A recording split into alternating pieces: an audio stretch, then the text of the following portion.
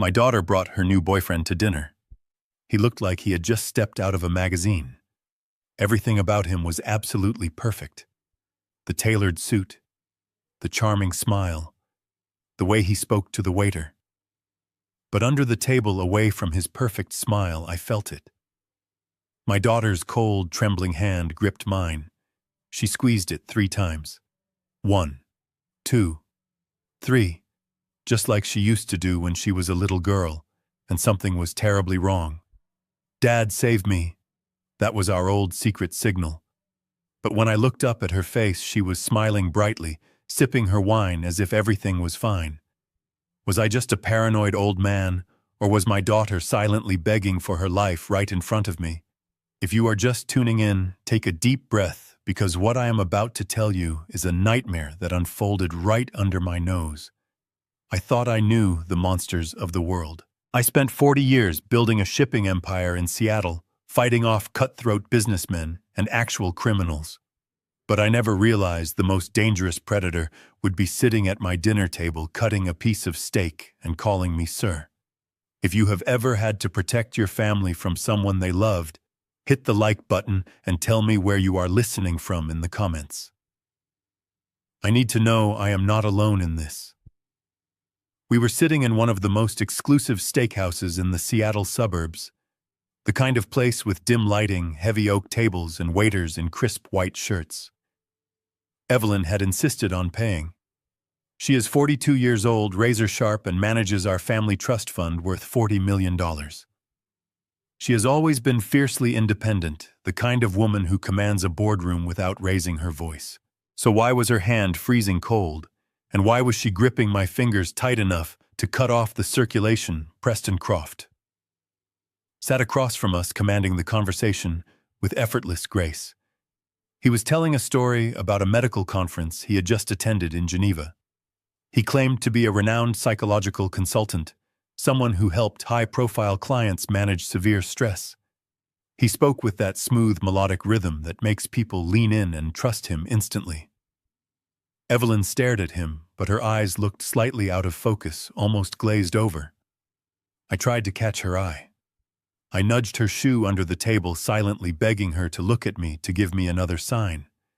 But she just kept staring straight ahead at her wine glass, nodding slowly at whatever Preston was saying. The vibrant, fiery daughter I raised looked like a hollow shell of herself. Then it happened. The moment that made my blood run completely cold. Preston reached across the table to grab a piece of bread from the basket. As he stretched his arm, the cuff of his expensive Italian shirt pulled back, revealing his wrist. My eyes locked onto the watch he was wearing. My heart stopped beating for a solid 3 seconds.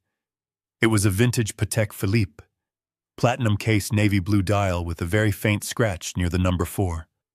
I knew every millimeter of that watch. I bought it in Geneva 30 years ago. I gave it to my wife Diane on our 20th anniversary. When Diane passed away, I placed that watch in Evelyn's hands. I told her to keep it safe, to pass it down to her own children one day. Evelyn cherished that watch.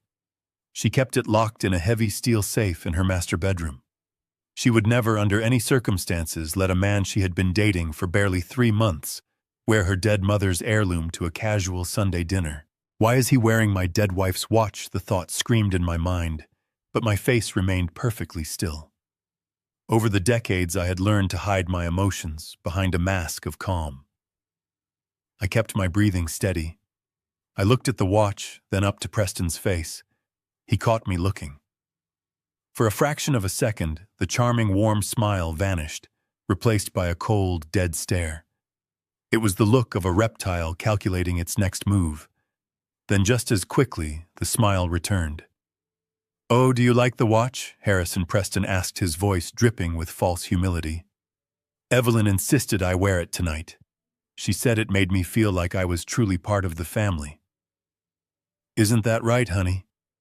He reached over and patted Evelyn's hand, the same hand that had just been desperately squeezing mine under the table. Evelyn blinked slowly, taking a deep breath before answering in a flat, almost robotic tone. "Yes.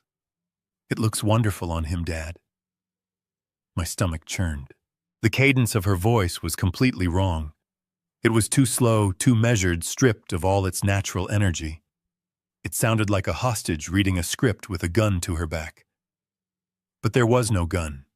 There was only Preston smiling his perfect smile, cutting his medium-rare steak with surgical precision.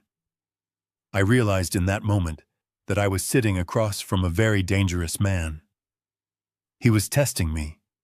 He was wearing the watch to see if I was sharp enough to notice or if I was just a clueless, retired old man waiting to die. He wanted to know if I would make a scene, if I would throw a fit and embarrass myself in a crowded restaurant. If I did, he would easily play the victim. He would look at Evelyn and say, "Your father is losing his mind." So I smiled back. I picked up my wineglass and took a slow sip. "It suits you, Preston," I lied, keeping my voice raspy and weak. "My memory is not what it used to be, but I always loved that watch. I am glad it is getting some use." Preston's shoulders relaxed slightly. He bought it. He thought I was weak. But under the table, I finally squeezed Evelyn's hand back. 2 firm squeezes. Message received. I am here. I needed to get Evelyn alone. I needed to break whatever spell this man had put on her. I waited patiently until the waiter cleared our plates.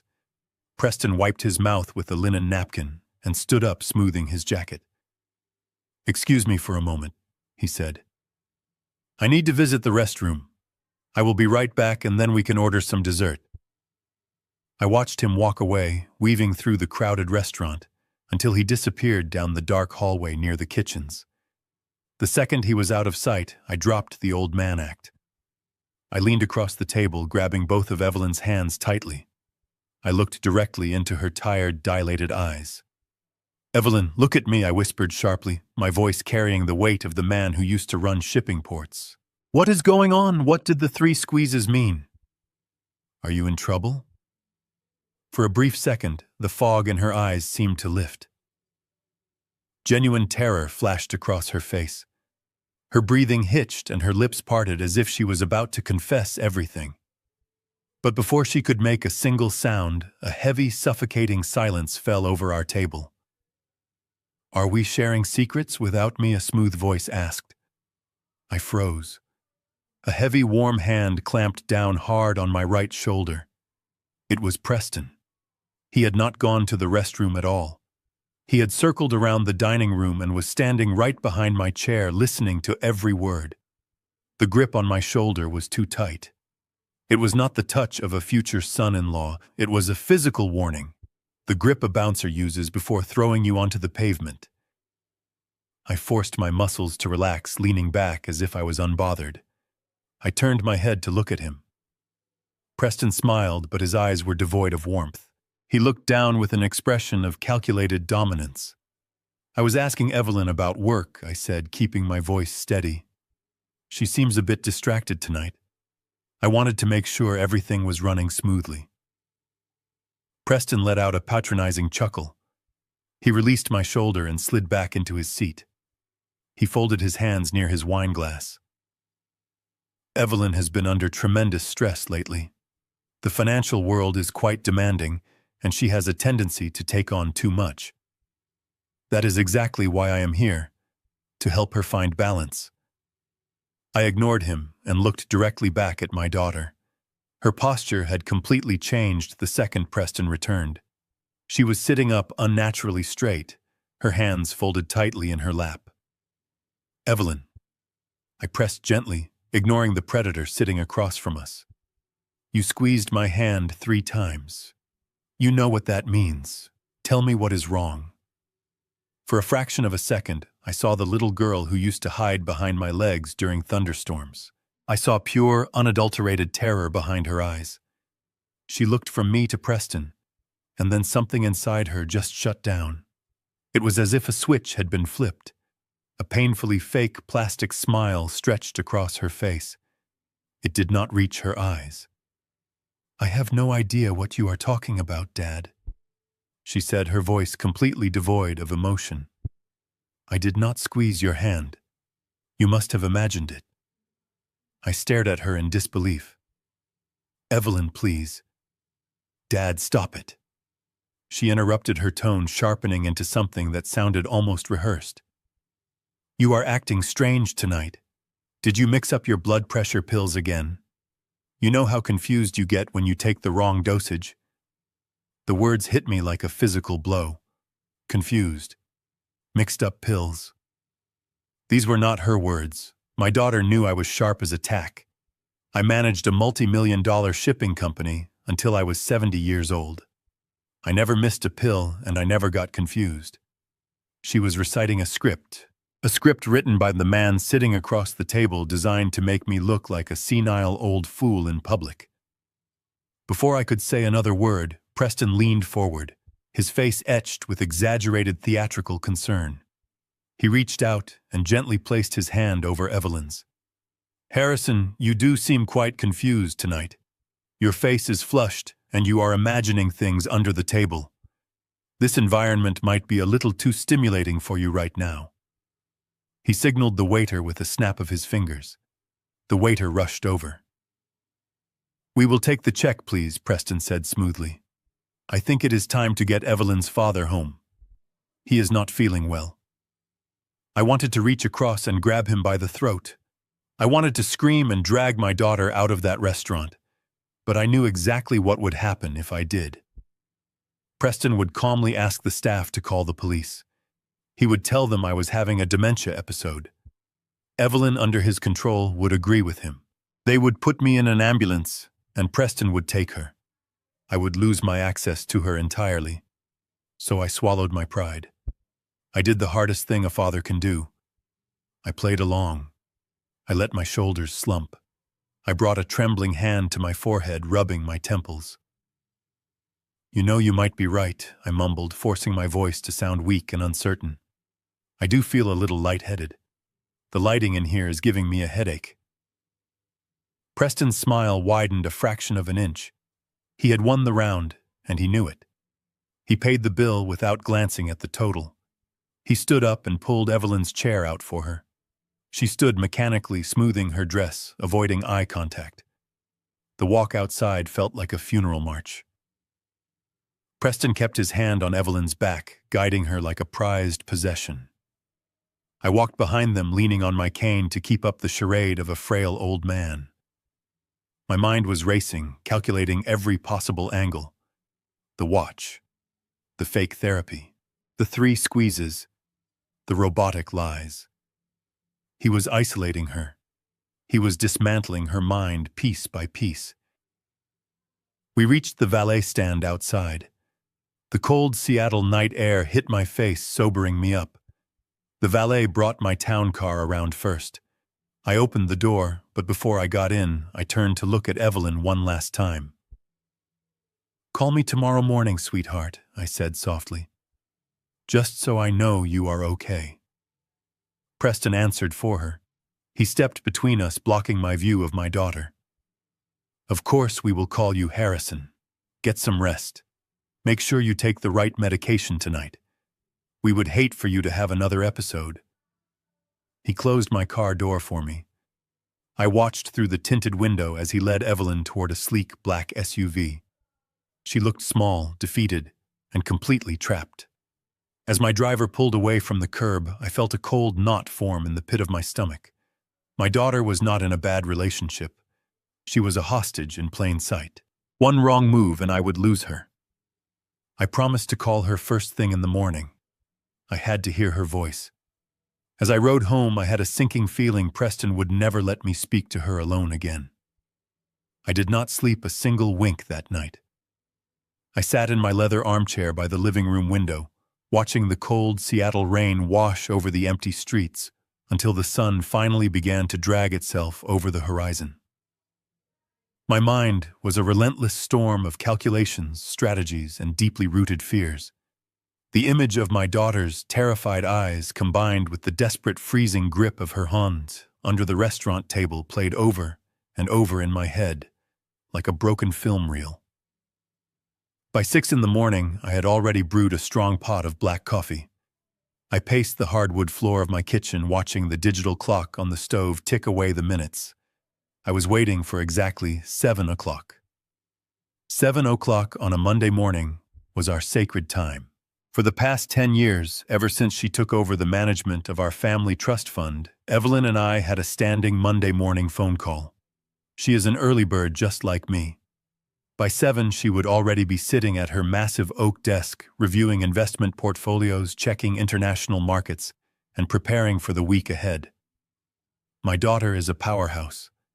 She single-handedly manages a $40 million portfolio with a level of precision and ruthless efficiency that used to make my own board of directors sweat. She is sharp, highly articulate, and completely in control of her world. She never under any circumstances misses our Monday morning debrief. Even when she was traveling through Europe or battling a severe winter flu, she would always call, her voice ringing with that familiar, confident energy.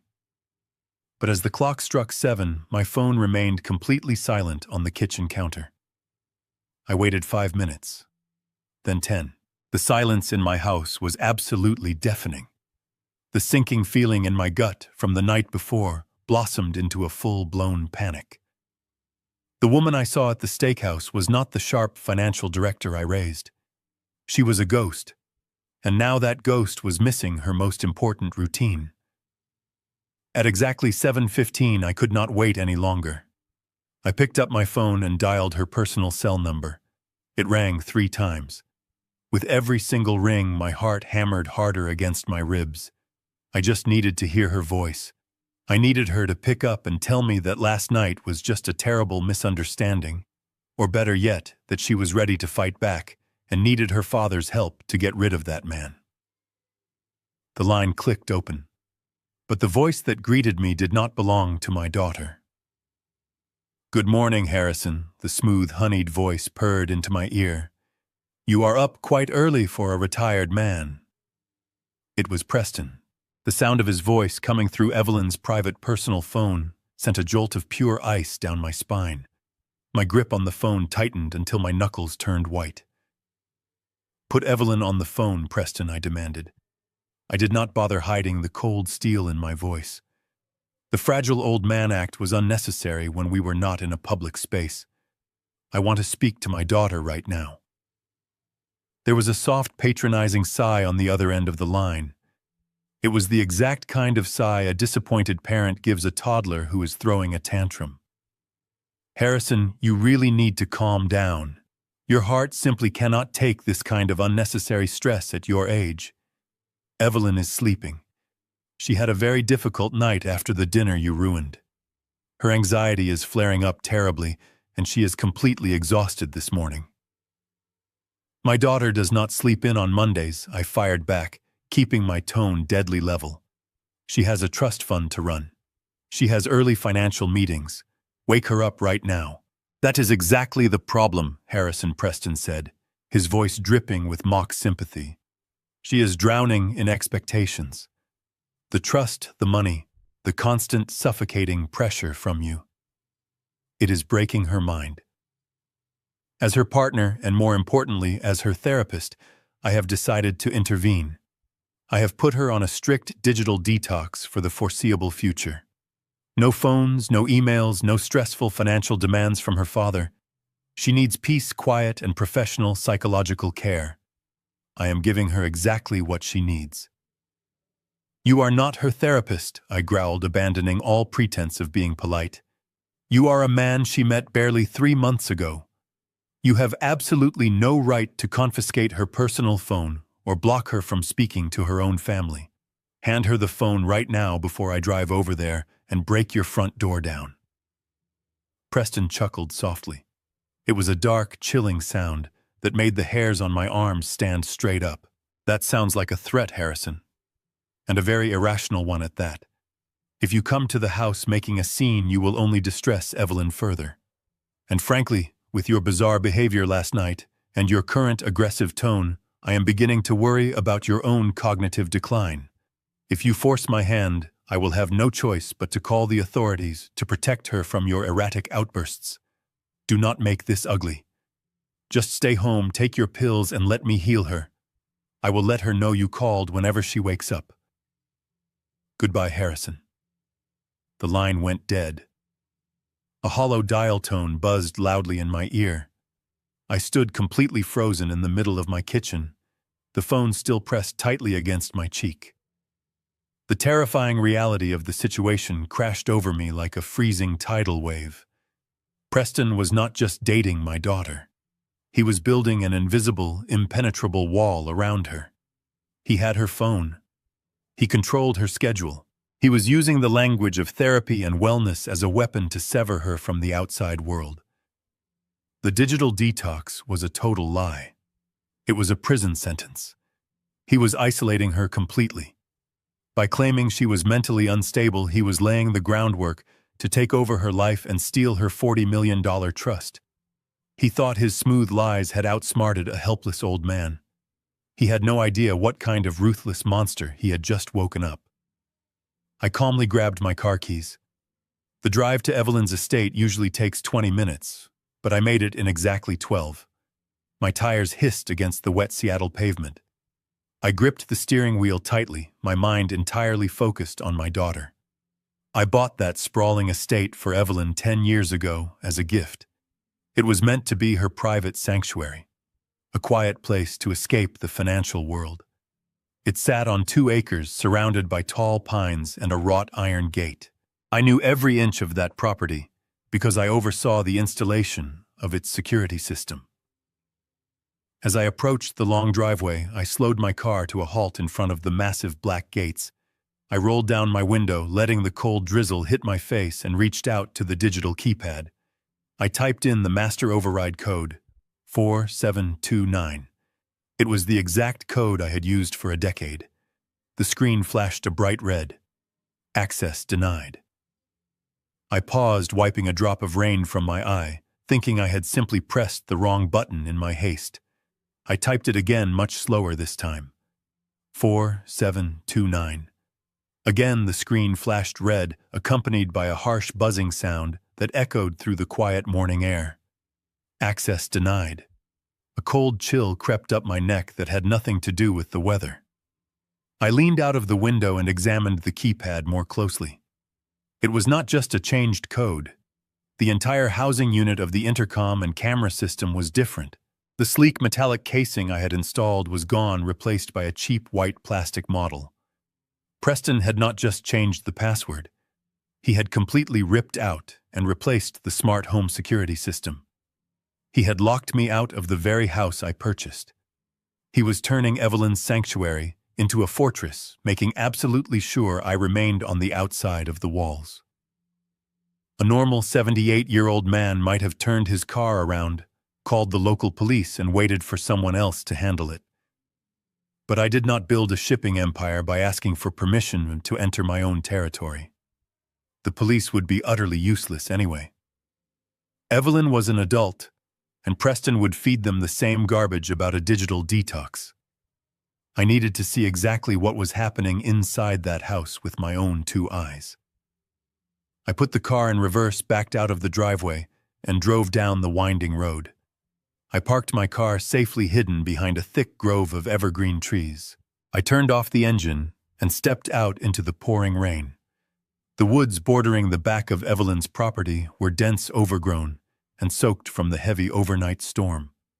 There was no paved path, only a steep incline choked with wet ferns and slippery pine needles. I tightened the collar of my dark raincoat and began to push my way through the brush. The physical toll on my aging body was immediate. The thick mud sucked at my leather loafers, threatening to pull them off my feet with every single step. Wet branches whipped against my face, scratching my cheeks and soaking my clothes down to the bone. My knees, worn down from decades of climbing metal cargo ship ladders, screamed in protest as I forced myself up the muddy embankment. I slipped twice, catching myself on the rough bark of a pine tree, my breath coming in ragged gasps. I could feel the bitter cold seeping into my chest, but I did not stop. Every time my legs wanted to give out, I pictured Evelyn's terrified face in the restaurant. I remembered those 3 desperate squeezes of her cold hand. That memory fueled a fierce fire deep in my chest that burned hotter than any physical pain.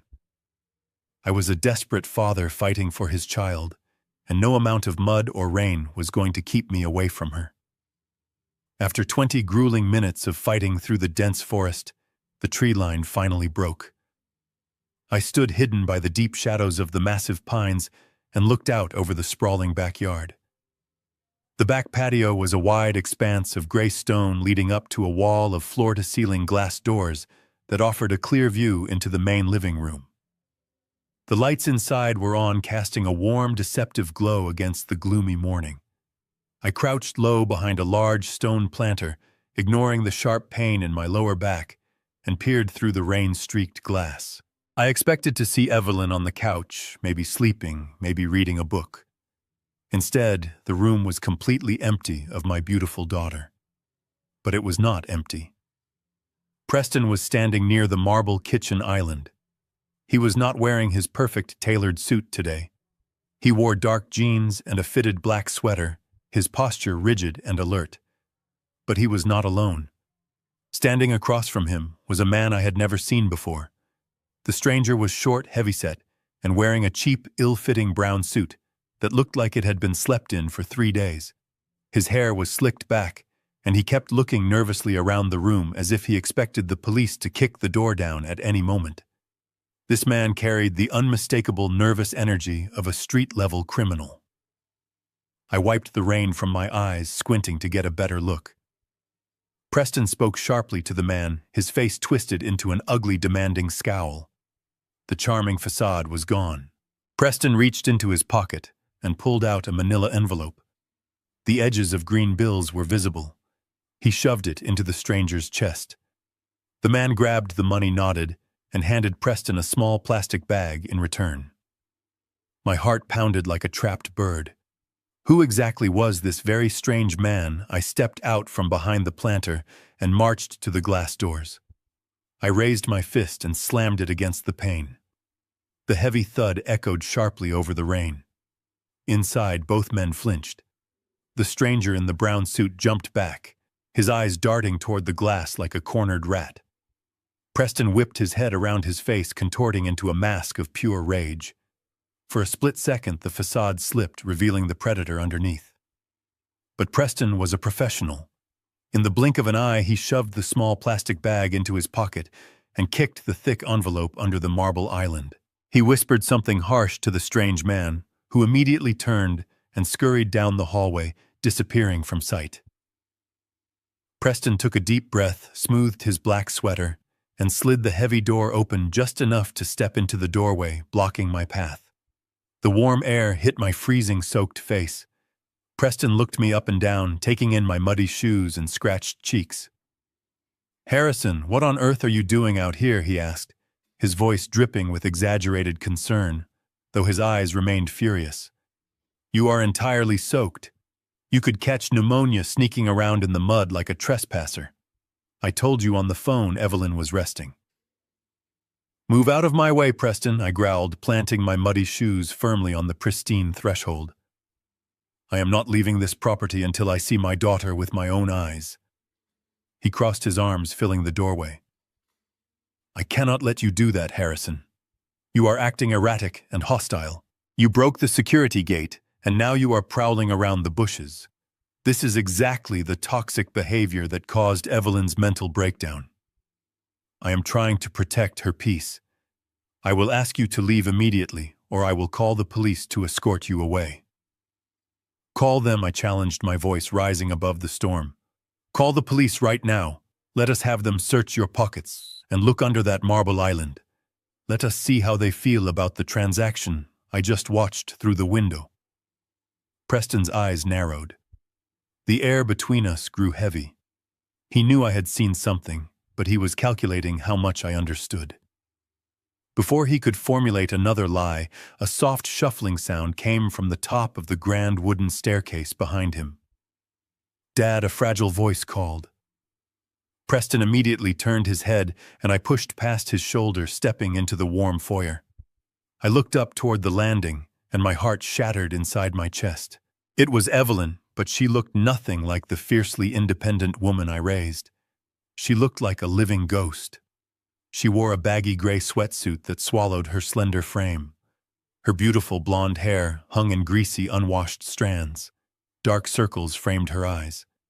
But it was the eyes themselves that terrified me most. They were blown wide open, the pupils massively dilated, staring right through me as if I was barely there. She held the mahogany banister with trembling fingers, making her way down the steps with the unsteady gait of an 80-year-old woman. "Sweetheart," I whispered, rushing to the stairs, ignoring Preston's heavy presence breathing down my neck. "What has happened to you? Are you sick? Let me take you to a doctor." Evelyn stopped on the bottom step. She did not reach out. She just stood there, swaying slightly, staring at my muddy coat. When she spoke, her voice was a slow, hypnotic drawl. Every word sounded thick and heavy as if she was trying to speak from the bottom of a pool. "I am just tired, Dad," she murmured, blinking sluggishly. "You do not need to worry. I am just so tired. Preston is taking care of my mind. He says I need to rest." The phrase made my stomach churn. Taking care of my mind. It was a sick, programmed response. He had drilled those words into her head while pumping her full of whatever garbage was in that bag. I felt a surge of murderous rage toward the man standing a few feet away, but I swallowed it down. I had to focus on Evelyn. I stepped onto the stair and wrapped my arms around her. She felt incredibly frail, her bones pressing sharply against her clothes. As I pulled her close, resting my chin against her shoulder, I felt her body tense. And then I felt it. Her hand moved slowly, sliding down my back. As her hand brushed against my side, I felt a hard, rectangular object pressing against my lower ribs from inside her sweatpants pocket. It was a phone. Not the sleek smartphone she used for work, but a small, thick burner phone. In that brief embrace, while Preston watched with cold eyes, Evelyn pressed the phone against my side. With a sudden, desperate surge of strength, she slipped the device straight into the deep side pocket of my wet raincoat. She patted my pocket twice, a silent, frantic confirmation. I pulled away from the hug, keeping my face a mask of worried sorrow. I looked at her dilated eyes. Deep beneath the chemical fog, I saw a tiny, desperate spark of the real Evelyn fighting to survive. She was still in there. She had just handed me her only lifeline. I nodded slowly, playing the defeated father. "Okay, sweetheart," I said softly. "You rest. I will leave you to your peace." I turned and looked Preston in the eyes. I let my shoulders slump, pretending the fight had drained out of my old bones. "I will go home now, Preston. Please make sure she is safe." He smiled that cold smile, victorious again. "Oh, I promise you, Harrison. I will take exceptionally good care of her." I walked back out into the rain, clutching the phone inside my coat, knowing the war had begun. I made my way through the woods, ignoring the branches whipping my face. My mind was focused on the heavy object burning a hole in my pocket. When I reached my car, hidden behind the pines, I slammed the door shut, locking myself inside. I cranked the heater as my hands shaking violently from the freezing rain and adrenaline. I reached into my pocket and pulled out the cheap plastic burner phone. The screen was cracked, and the battery was flashing red, hanging on by a single thread. I pressed the button to unlock it.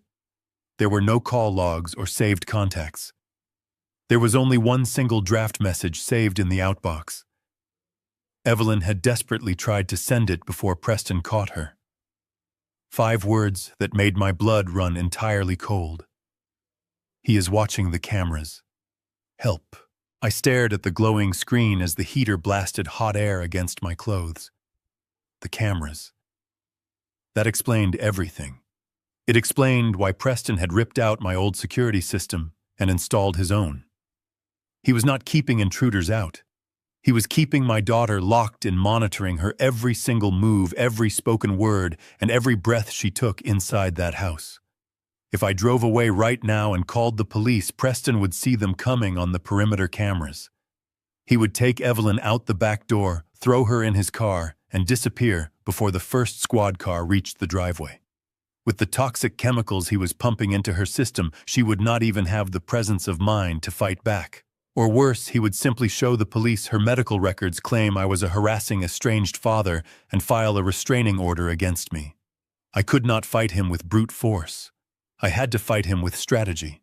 I had to make him believe that the threat outside the gates was completely neutralized. I needed him to lower his guard.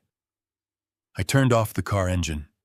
I took a deep breath, letting the cold reality of what I had to do wash over me. I stepped back out into the freezing rain, but this time I did not sneak through the muddy woods. I walked straight up the paved driveway, dragging my feet, letting my shoulders slump heavily forward. I walked to the front door and pressed the glowing doorbell. The door swung open, and Preston stood there, his jaw clenched in absolute fury. "Harrison, I thought I told you to leave," he snapped, no longer bothering to hide his venom. "What is your problem?" But I did not yell back. Instead, I let my lower lip tremble. I forced the moisture in my eyes to spill over, letting hot tears mix with the rain on my cheeks. "Preston," I mumbled, my voice cracking pitifully. "I am so sorry. I am just so confused. I do not know how I got back here. Where is my car? I cannot remember where I parked my car." Preston paused, his hostile expression faltering as he studied my pathetic state.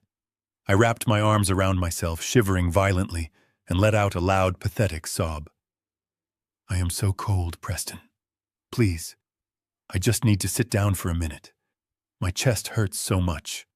I think my memory is slipping again." The anger in his eyes quickly dissolved, replaced by a dark, arrogant amusement.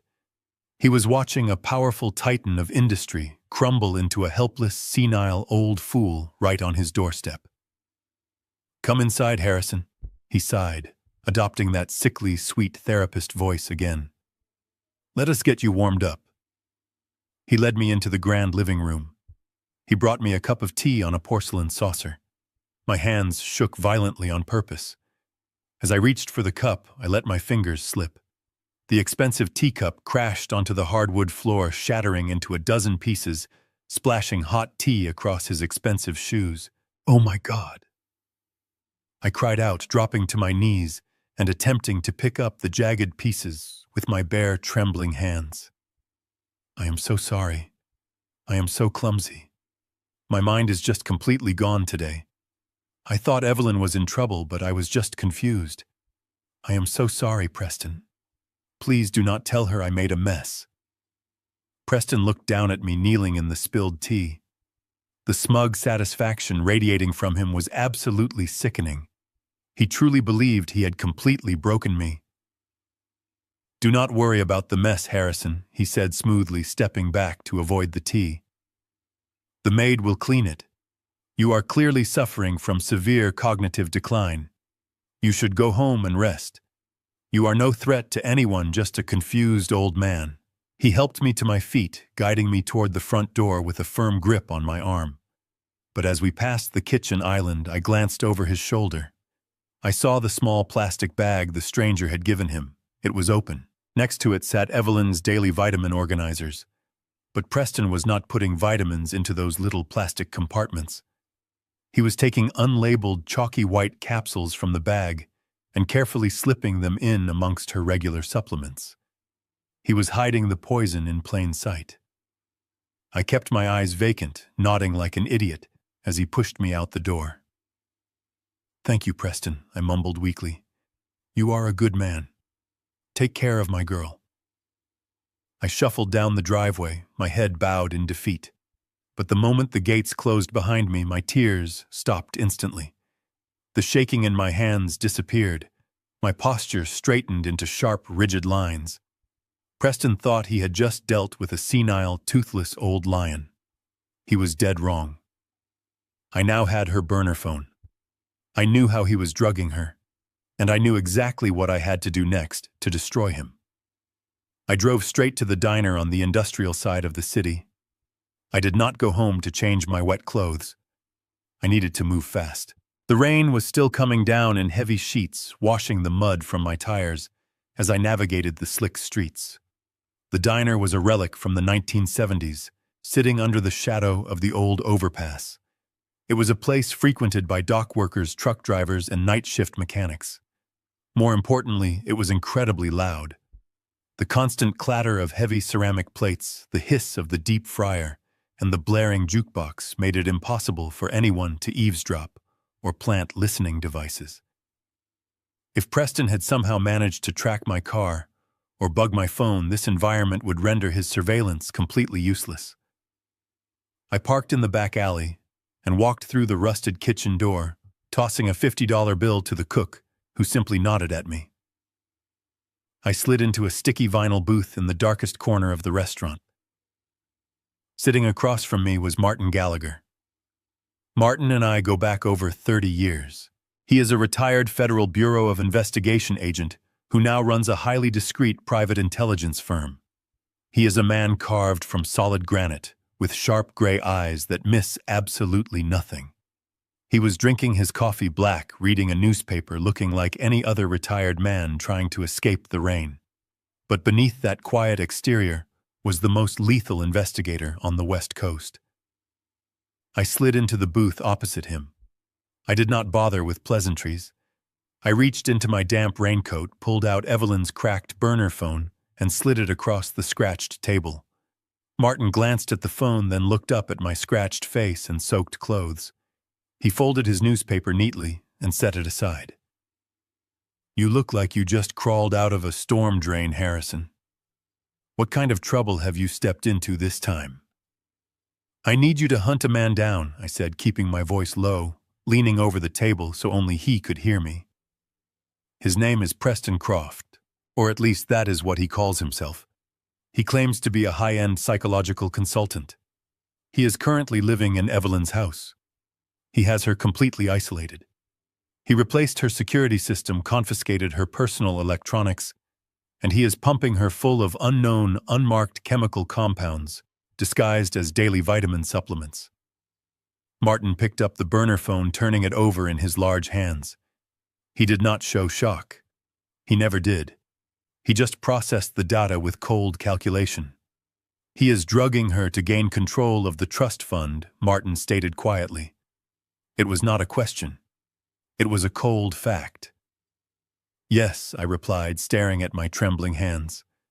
"I had to play the part of a senile, broken old man just to get off the property alive without him moving her. I saw him paying off a street thug for a bag of pills. I need to know everything about him, Martin. Where he came from, who he really is, and how I can tear his life apart piece by piece." Martin studied me for a long moment. People who only knew me from the country club thought I was just a lucky businessman who inherited some boats. But Martin knew the truth. He knew exactly how I built my shipping empire. Back in the 80s, the Seattle ports were infested with organized crime rings, smugglers, and cargo thieves. You did not survive in that brutal industry by being soft or asking politely. You survived by being more ruthless than the criminals trying to steal from you. I spent decades crushing smuggling operations, dismantling corrupt labor unions, and protecting my fleet with an iron fist. Martin and I had worked together back when he was a young federal agent, taking down a massive international cartel operation that tried to use my cargo ships to move illegal contraband. He knew I was perfectly capable of destroying a man if I needed to. "I will need exactly 12 hours, Martin said, slipping the burner phone into his dark jacket pocket. "I will run the facial recognition algorithms, dig into his financial footprints, and check the offshore medical registries. If this guy has ever left a digital shadow, I will find it. Go home, Harrison. Take a hot shower.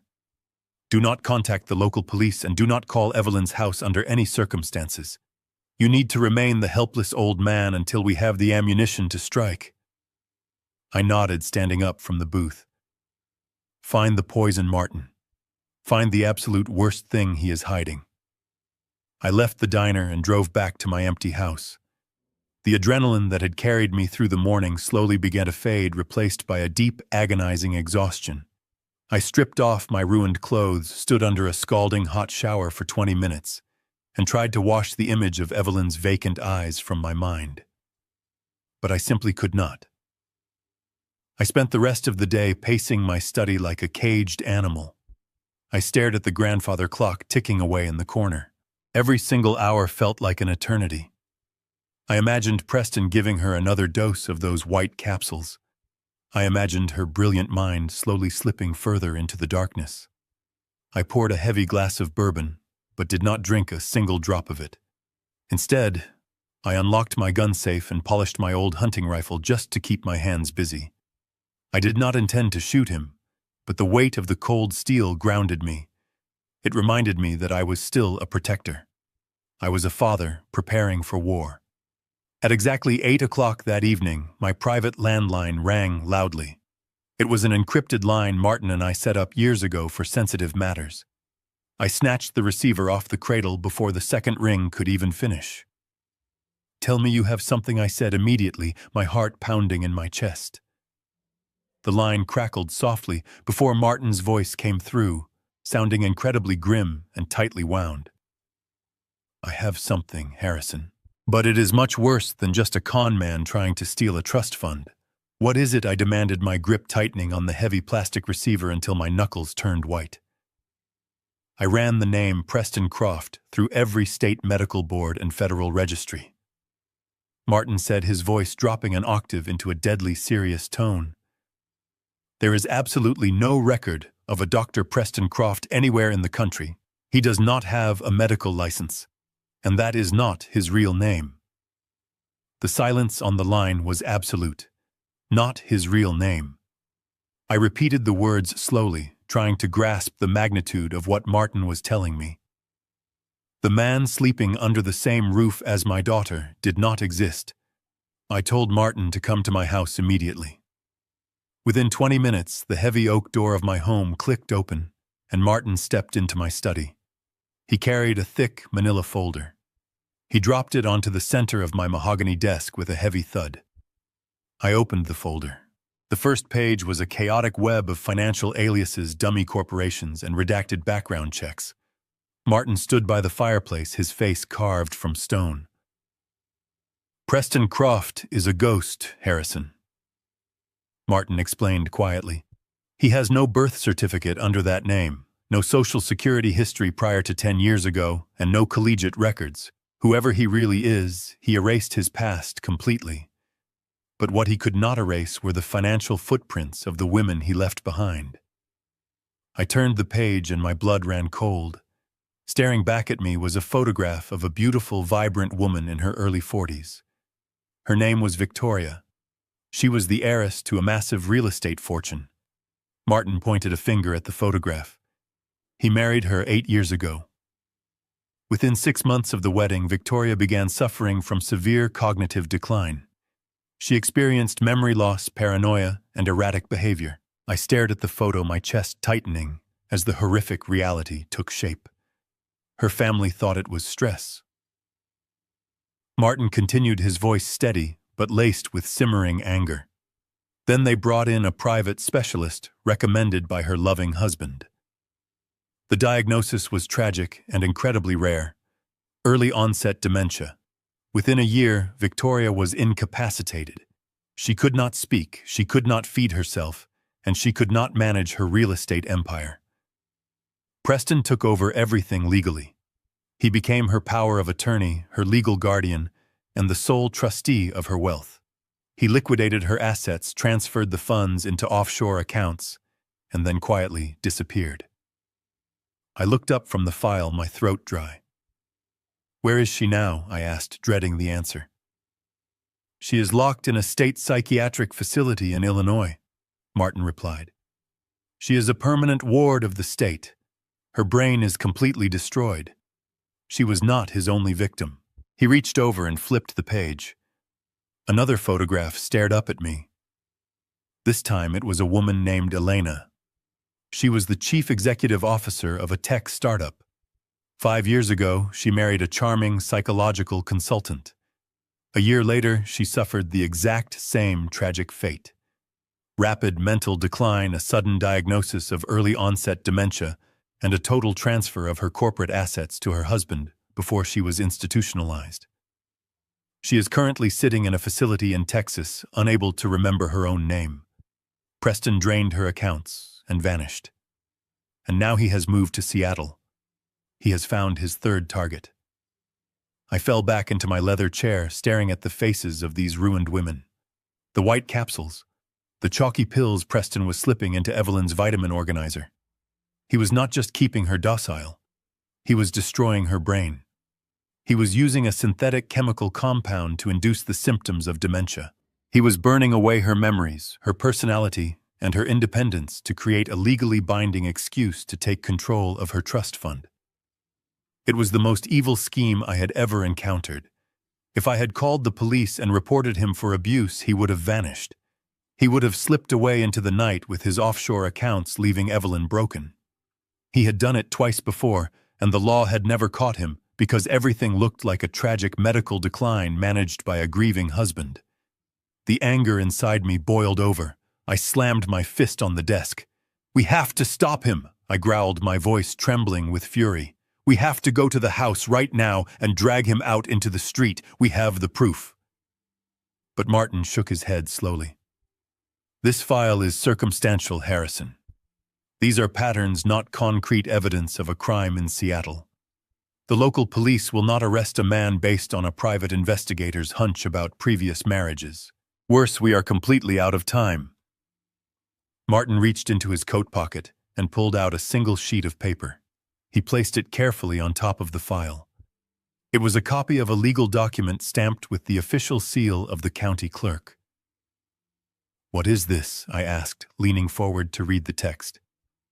"That is a marriage license application," Martin said, his voice dropping into a deadly tone.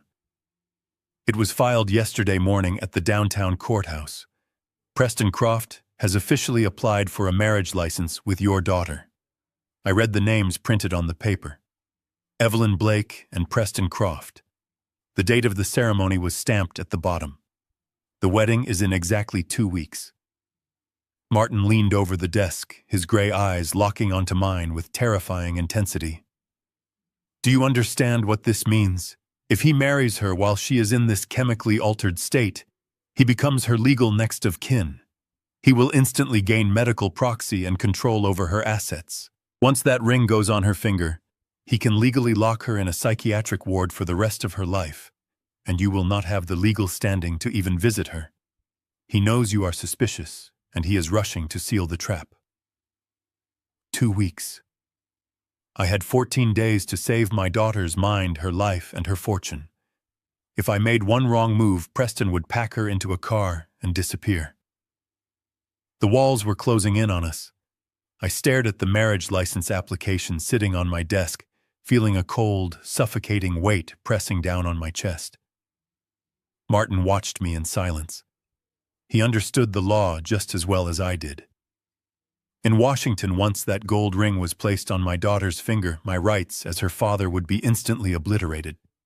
Spousal rights would absolutely supersede everything else. Preston would become her immediate next of kin. He would have unquestionable authority over her medical care. If I intervened, he could legally have me arrested for harassment. Martin stood up from his chair, buttoning his dark coat against the freezing rain that battered the windows. "I will keep digging into his shadows." "Harrison," he said quietly, "but you need to figure out your next move very carefully. Do not let anger make your decisions for you." With that grim warning, Martin slipped out of my study, leaving me alone in the dim light. I walked over to my oak desk and sat down in front of my computer. My daughter had secured our family trust with state-of-the-art encryption and biometric authentications. She thought the system was completely impenetrable, but she had forgotten one crucial detail. I was the one who built the foundation of the company 40 years ago. I hired the brilliant paranoid software engineers who laid the original digital architecture. I knew the root access codes. I had backdoor administrative keys, so old modern security software ignored them. I cracked my knuckles, letting the muscle memory of a lifetime of corporate warfare take over. I opened a command terminal and began typing strings of legacy code. The screen flickered, bypassing the glossy modern login portals and diving straight into the raw servers of the family trust. I bypassed the biometric locks with a master override. Within 15 minutes, I was inside Evelyn's private executive portal. I could see every transaction and pending file she was working on. I navigated through the labyrinth of digital folders until I found a hidden directory labeled with Preston's last name.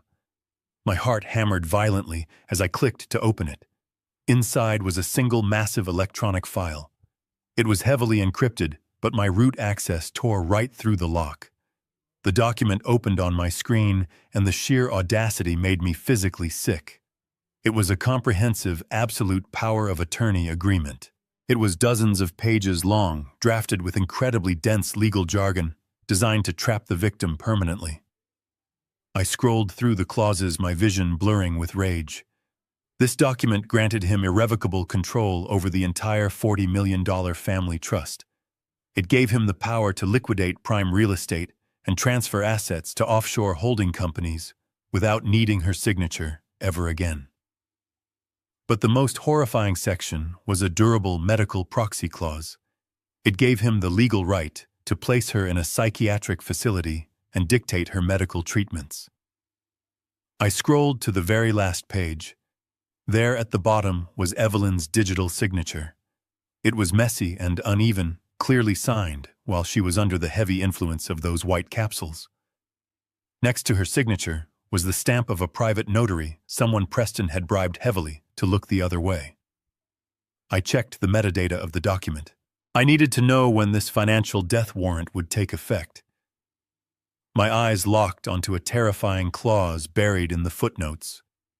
The document was held in escrow. It was legally designed to trigger and become fully active on the exact date their marriage certificate was registered with the county courthouse in downtown Seattle. 14 short days. I had exactly 14 days before Preston Croft owned my daughter entirely. I leaned back in my heavy leather chair, staring blindly at the glowing screen.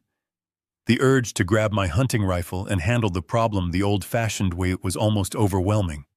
It would be so easy to kick the front door down, drag him out onto the lawn, and make him pay. But I forced my breathing to slow. I forced the cold, calculating businessman back to the surface. If I went to the police with this document, Preston would claim Evelyn signed it willingly to protect her assets during a severe mental health crisis. The police would go to the house to question her. Evelyn, completely drugged and brainwashed, would recite whatever script he had drilled into her head. She would tell the officers that she wanted Preston to manage her money. The police would leave. The second their squad car pulled away, Preston would panic. He would pack Evelyn into a private car, drive her across the border, trigger the power of attorney, and drain the $40 million. Law enforcement was completely useless against a man who used the law as his primary weapon. I could not outmuscle him, and I could not arrest him. There was only one way to defeat a parasite like Preston Croft. I had to understand exactly what drove him. He was a professional predator driven by an insatiable, blinding greed. $40 million was enough to make him patiently drug my daughter for months. But if I wanted him to abandon his carefully laid plans, if I wanted him to willingly step out of the fortress he had built around her, I had to offer him something much bigger. I had to build a trap so massive that his arrogance would blind him.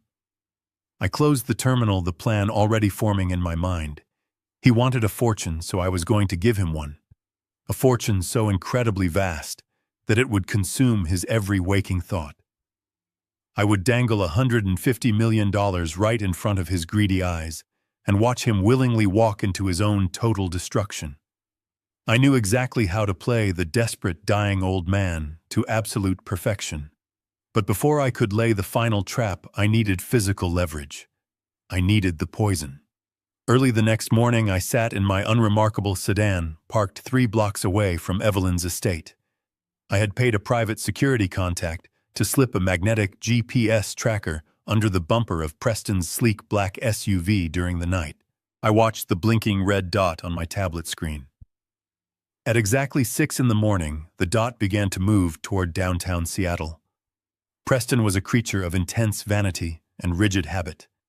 He spent 90 minutes every single morning at an exclusive high-rise fitness club. That was my window. I followed his digital trail into the city. I parked my car in a concrete garage a few blocks away from his private apartment building. Martin had done his job perfectly the night before. He had handed me a thin, unmarked gray plastic keycard.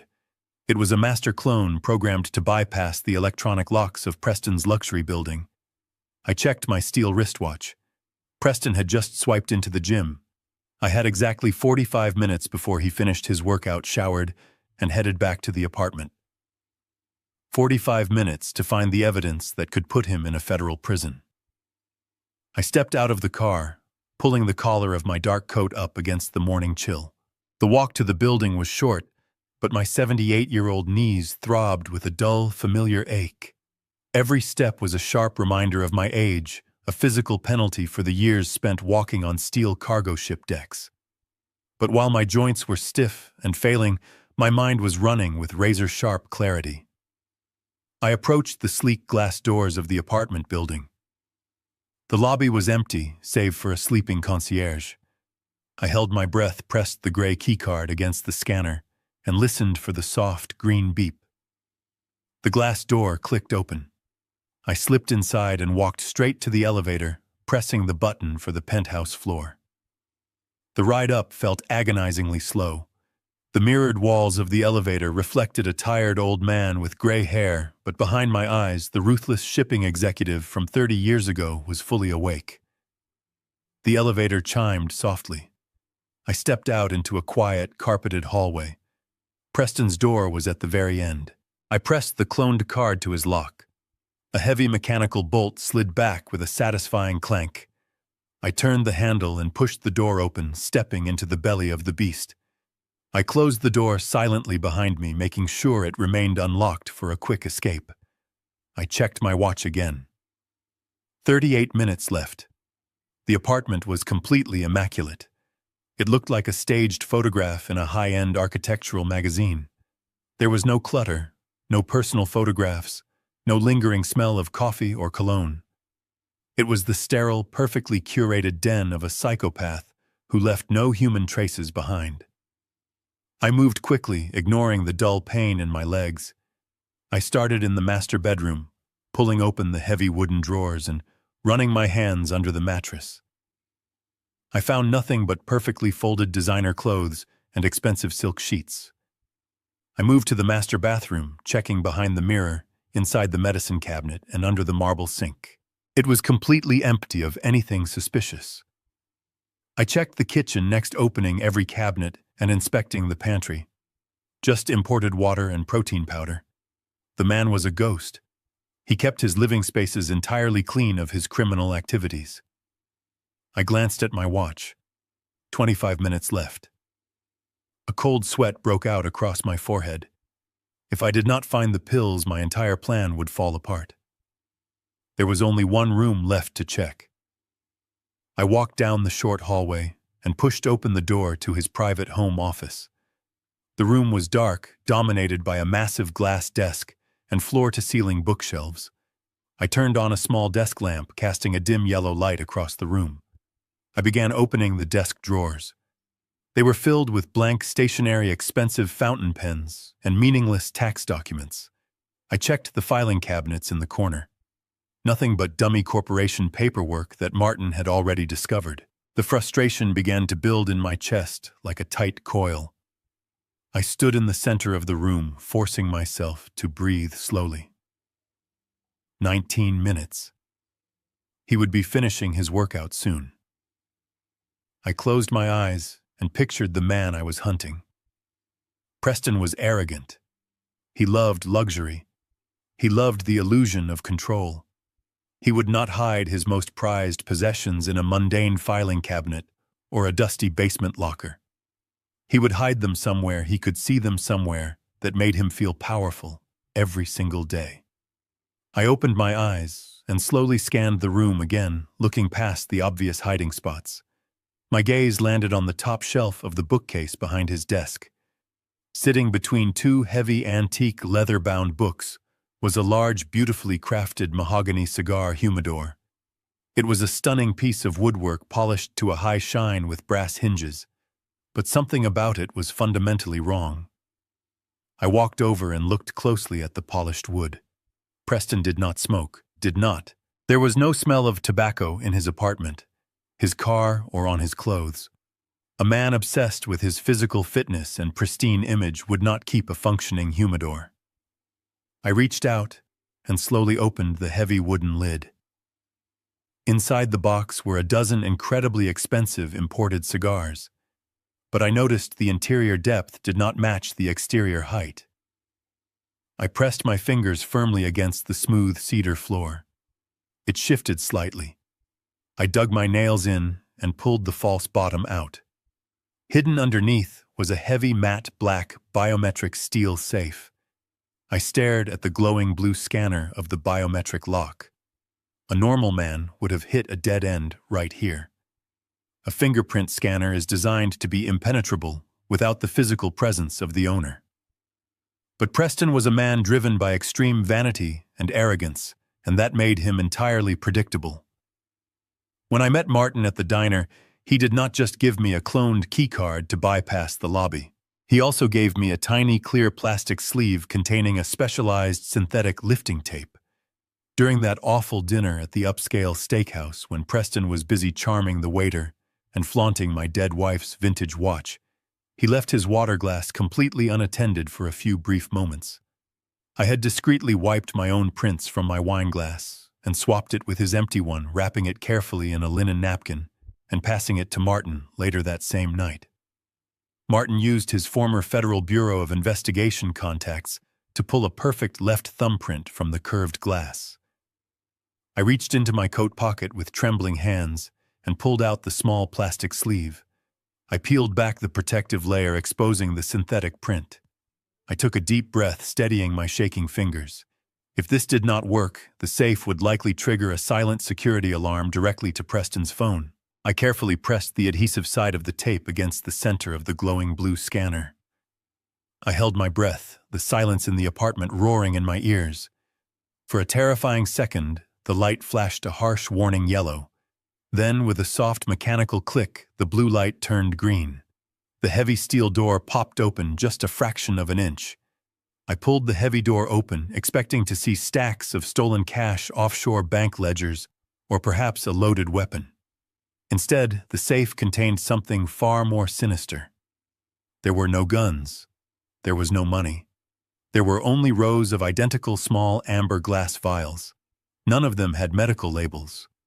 They were completely blank, filled to the brim with the exact same chalky white capsules I had seen Preston slipping into Evelyn's vitamin organizer the day before. The poison was right here in my hands. I reached inside and pulled out one of the vials. It was surprisingly heavy. Beside the neat rows of vials sat a small black leather-bound notebook. I grabbed the notebook and flipped it open. The pages were filled with Preston's neat, meticulous handwriting. It was a daily ledger, but it did not track finances. It tracked human destruction. At the very top of the first page was Evelyn's name, followed by her current weight, age, and blood type. Below that was a terrifyingly detailed daily log. He was tracking the exact dosages of the white capsules he was feeding her every single morning. Next to the dosage amounts were clinical notes describing her resulting cognitive decline in sickening detail. Increased lethargy today. Short-term memory fracturing. Subject exhibiting high susceptibility to verbal suggestion. It was a scientific diary of how he was systematically dismantling my daughter's beautiful mind. My hands shook with a violent, consuming rage. I wanted to burn the apartment to the ground, but I knew I needed the evidence to destroy him legally. I slipped 3 of the white capsules into my coat pocket. Then I pulled out my cell phone and rapidly took crystal-clear photographs of every single page in the ledger. I had just snapped a picture of the final page when a sound froze my blood. It was the loud, unmistakable mechanical clank of the front door deadbolt sliding open. The heavy wooden door creaked, and the sound of heavy footsteps echoed through the polished hallway. Preston had come home early. He had not finished his normal 90-minute workout. My watch showed I had only been in the apartment for 22 minutes. Panic seized my chest. I shoved the black ledger back into the steel safe, slammed the heavy door shut, and frantically dropped the mahogany false bottom back into place within the humidor. I closed the wooden lid just as the footsteps grew louder, moving purposefully toward the office. There was no time to reach the hallway without being seen. I threw myself toward the large built-in closet on the far side of the room. I slid the slatted door shut just as Preston walked into the office. I pressed myself flat against the back wall, hiding in the dark behind a row of heavy winter coats. I held my breath, terrified that the pounding of my heart would give me away. Through the narrow wooden slats, I watched him. He was still wearing his gym clothes, holding a plastic bottle of water. He walked directly toward the bookshelf. He stood right in front of the humidor, his hand hovering over the lid. If he opened it and noticed the slight shift in the false bottom, I was completely trapped. My hand instinctively reached for the heavy metal flashlight in my pocket, preparing for a brutal physical fight I could not possibly win. But Preston simply grabbed a charging cable from the desk, turned his back, and walked out of the room, heading toward the kitchen. I did not wait for him to settle. I silently slid the closet door open, crept across the office carpet, and slipped out into the hallway. I moved like a ghost, easing the front door open and slipping out. I did not wait for the elevator. I pushed through the heavy door of the fire stairs and began the agonizing descent down 12 flights of concrete steps. Every step sent pain shooting through my knees, but I did not stop until I reached the cold alleyway. I leaned against the brick wall, gasping for breath, clutching my coat pocket. I had the poison. Now I needed to know what it was. I did not go to the police station, and I did not go to a hospital. I drove directly to a private medical testing facility on the outskirts of the city.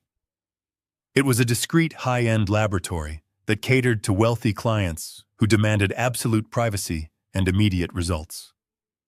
I walked into the sterile, brightly lit lobby, my damp coat still clinging to my shoulders.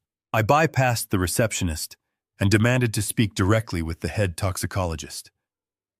When a tall, stern-looking scientist finally emerged from the back doors, looking thoroughly annoyed by the interruption, I did not waste time with pleasantries. I pulled the 3 white capsules from my pocket and placed them on the pristine glass counter. Next to the pills, I placed a thick stack of $100 bills. I told him I needed a comprehensive chemical analysis of the contents, and I needed the results before the sun went down. I offered to pay triple his standard emergency fee in untraceable cash. The toxicologist looked at the money, then at the dirt and scratches on my face. He swept the pills and the cash into a secure envelope without asking a single question. He told me to go home and wait for his call. I drove back to my empty house, feeling the sheer exhaustion of the day settling deep into my bones. I poured myself a black coffee, sat in my dark study, and stared at the grandfather clock. The ticking echoed in the quiet room, a constant reminder of the time slipping away. Every second that passed was another second Evelyn spent under the control of a monster. To keep my mind from spiraling into panic, I uploaded the photographs of the black ledger from my phone to my secure computer terminal. I read through Preston's meticulous, cold-blooded notes again and again. He treated my daughter like a laboratory rat. He documented her failing memory, her confusion, and her physical weakness with the detached precision of a sociopath. I sat in that quiet rage for 6 grueling hours. The sun dipped below the Seattle skyline, casting long, dark shadows across my floor. At exactly 7 o'clock that evening, my cell phone vibrated violently against the mahogany desk. I snatched it up, pressing it hard against my ear. It was the toxicologist. But his voice had completely changed. Earlier that afternoon, he had been a detached professional. Now he sounded genuinely horrified, his breathing shallow and rapid. "Mr. Blake," he started, his voice trembling slightly. "I ran the mass spectrometry twice because I could not believe the initial readings. Where exactly did you get these capsules?" "That is none of your concern," I replied sharply. "Tell me what is inside them. Tell me what he is giving her." There was a heavy pause on the line. The doctor exhaled slowly. "Mr. Blake, this is not a sedative. This is not a heavy anti-anxiety medication, and it is certainly not a vitamin supplement. It is a highly synthesized chemical cocktail. The primary compounds are experimental neurotoxins typically used in advanced animal research to study severe neurological diseases. It is designed to aggressively target and destroy the hippocampus, the part of the brain responsible for forming and holding memories. My blood turned to ice. I gripped the phone so tightly my hand cramped. What does that mean for the person taking it? I demanded, my voice dropping to a harsh whisper. It means someone is chemically inducing early-onset Alzheimer's disease, the doctor said, the horror evident in every syllable. It attacks the neural pathways, causing profound confusion, extreme lethargy, and an inability to process reality. If a human being takes this daily, they will completely lose their cognitive functions. Their personality will be erased. Mr. Blake, based on the concentration in these capsules, if your daughter continues to ingest this for another month, the brain damage will be entirely permanent. She will never recover. She will be locked inside a broken mind for the rest of her natural life. You need to contact the federal authorities right this second. This is attempted murder.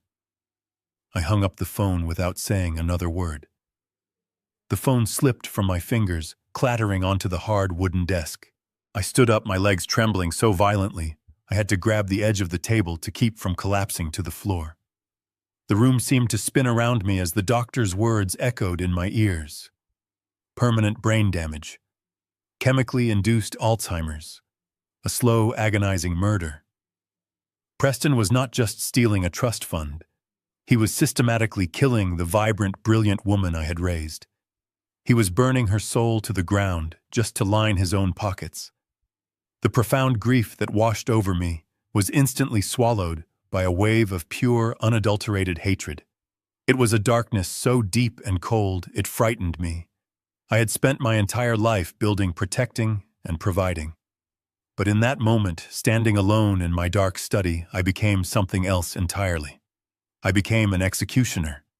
The toxicologist was right about the severity of the crime, but he was entirely wrong about the solution. Taking Preston to jail was no longer an option. If I handed that evidence over to the police, the legal system would take over. There would be hearings, bail applications, and endless trials. Preston would hire brilliant defense attorneys. He would claim the pills were a mix-up from an overseas pharmacy. He might even negotiate a plea deal and spend a few comfortable years in a white-collar prison, while my daughter spent the rest of her life in a specialized care facility, unable to remember my name. No. Jail was entirely too good for a monster like Preston Croft. A clean legal battle was an insult to the suffering he was putting my child through. I did not just want to stop him. I wanted to destroy him completely. A monster like Preston Croft operates on one fundamental principle: greed. He believed $40 million was the score of a lifetime. He was willing to poison the woman he claimed to love and risk federal prison just to get his hands on her trust fund. To break a man like that, I needed to show him a number so staggeringly large that it would completely short-circuit his cautious, calculating brain. To do that, I needed to make him believe I was no longer an obstacle, but an easy dying mark. I had to convince him he had completely won.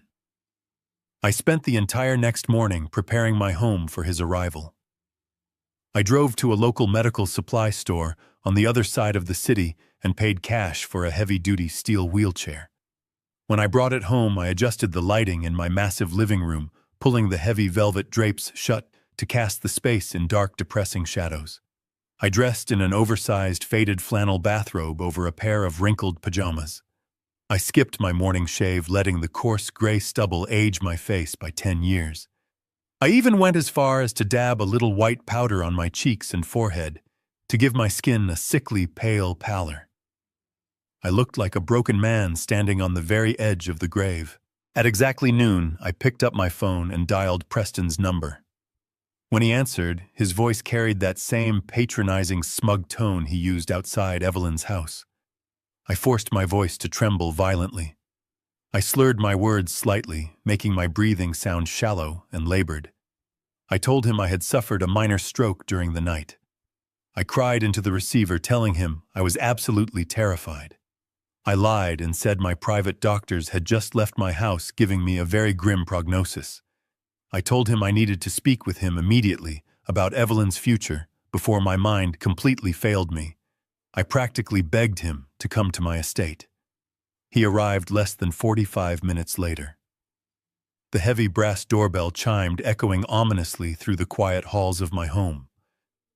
I wheeled myself slowly from the living room to the front door, making sure the rubber wheels of the chair squeaked loudly against the hardwood floor.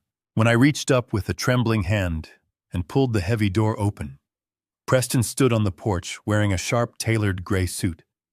The moment his dark eyes landed on me, sitting hunched over in the wheelchair, a flash of pure, unadulterated triumph crossed his handsome face.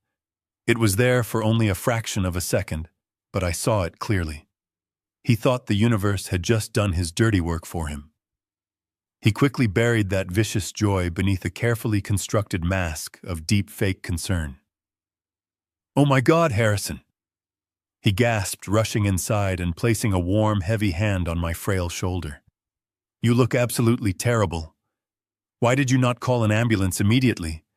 I told you your heart could not take this kind of unnecessary stress. Let me help you into the living room right now." He moved behind me and pushed my wheelchair down the long, wide hallway.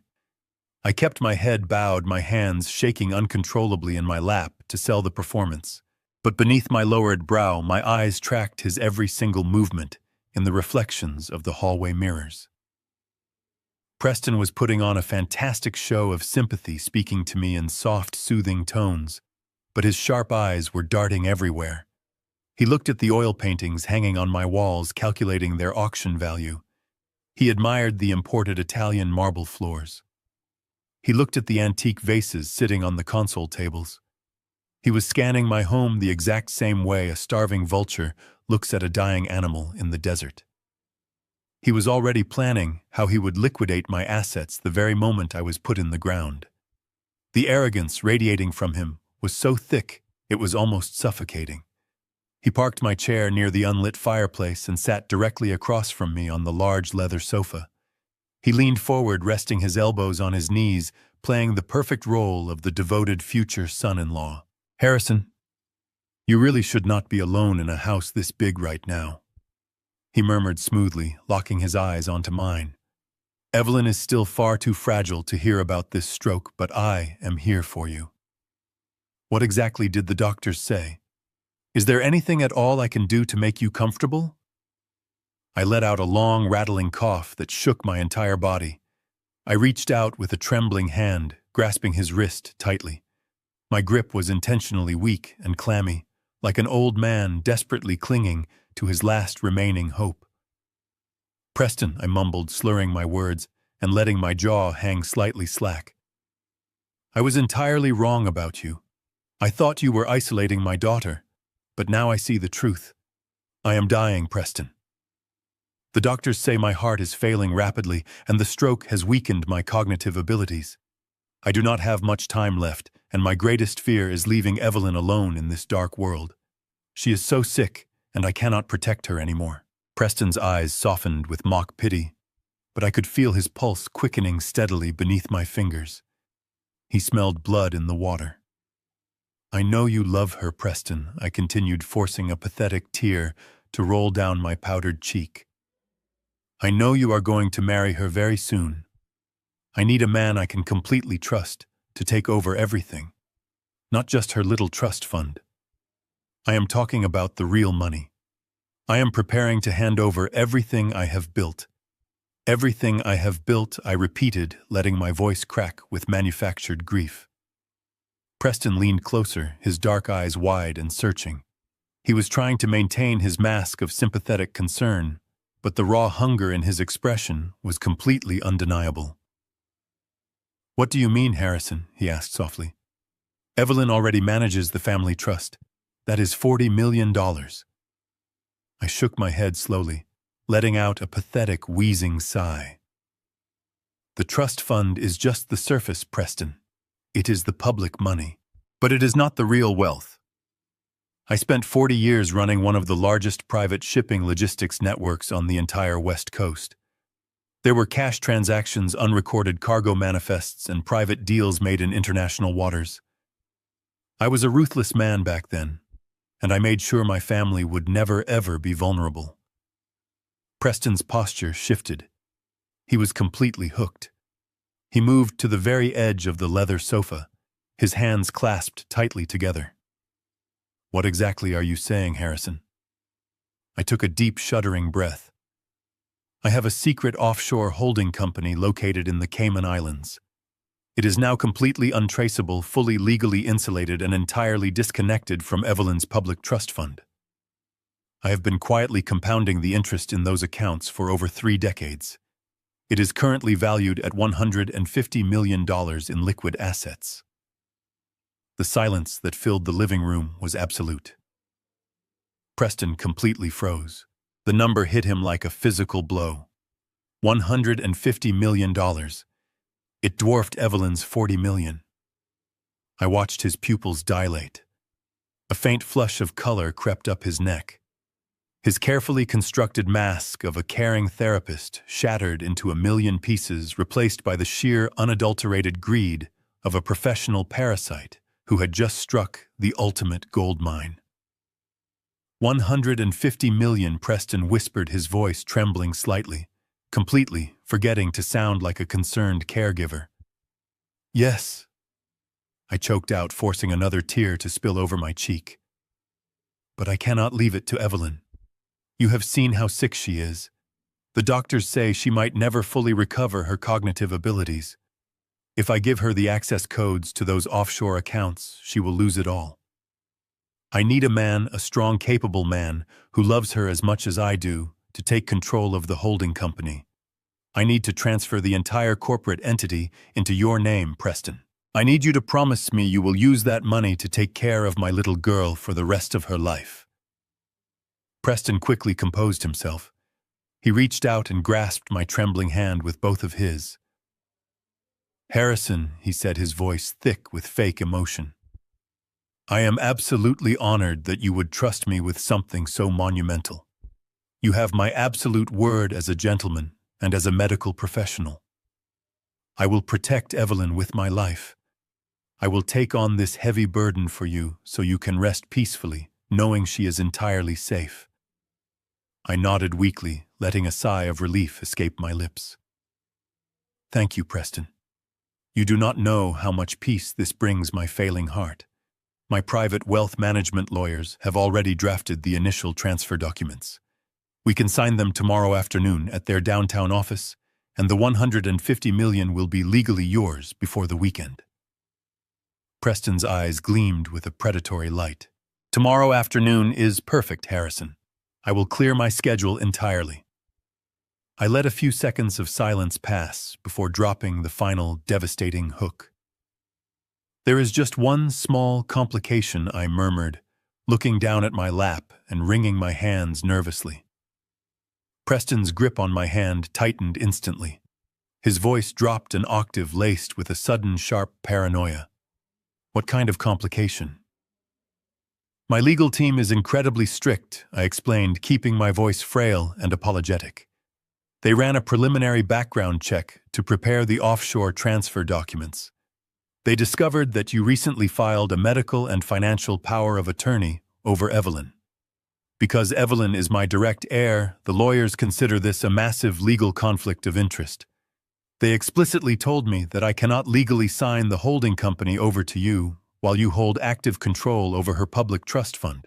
They said it looks like you are attempting to monopolize the family assets," I continued, my voice trembling with fake anxiety. "They will not allow the transfer of the $150 million unless you officially and legally cancel Evelyn's power of attorney today.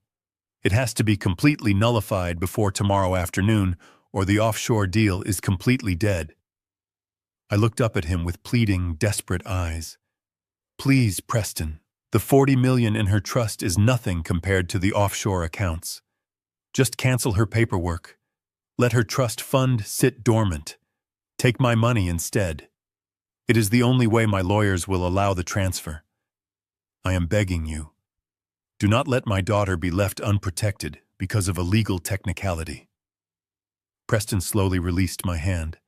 He leaned back against the leather sofa, his mind racing. I could practically see the gears turning in his head. He was weighing his options. It was a monumental decision, balancing his careful planning against unimaginable wealth. He had to make his final choice right now. On one hand, he had a guaranteed $40 million, but he had to marry a heavily drugged woman and manage her life to keep it. On the other hand, he was staring at a clean, untraceable $150 million offshore. To get the massive fortune, he had to willingly drop his legal control over my daughter. He had to step out of his fortified castle and leave his hostage behind. I sat in my wheelchair, coughing weakly, waiting for the wolf to take the bait. For the next 48 hours, my house felt more like a mausoleum than a home. I sat in my dark study, staring at the encrypted screen of my computer terminal, waiting for the wolf to make his move. Every passing hour was pure psychological torture. I knew the risk I had taken. Preston was a master manipulator, a man who successfully drained the fortunes of 2 other women without leaving a single trace. I had placed a massive gamble on his greed, but what if his paranoia was stronger? What if he realized the $150 million offshore account was a mirage? If he suspected a trap, he would not hesitate. He would trigger the existing power of attorney, liquidate Evelyn's $40 million trust fund, and disappear with her across an international border before the sun came up. I barely slept that night. I paced the hardwood floors until my knees ached drinking black coffee. I jumped at every random notification, every shadow that crossed the driveway. I pictured my beautiful daughter locked inside that house, her brilliant mind fading into a thick chemical fog. The guilt of leaving her there weighed on my chest like a physical anvil. I had to remind myself that a premature rescue would only give Preston the legal ammunition to take her away forever. I had to endure the agonizing waiting. I had to let him feel like he was the one in absolute control of the board. The silence of the house was deafening, broken only by the steady tick of the grandfather clock in the corner. Tuesday bled into Wednesday, and still there was no movement on the digital servers. My heart began to sink. Had he chosen the bird in the hand over the 2 in the bush?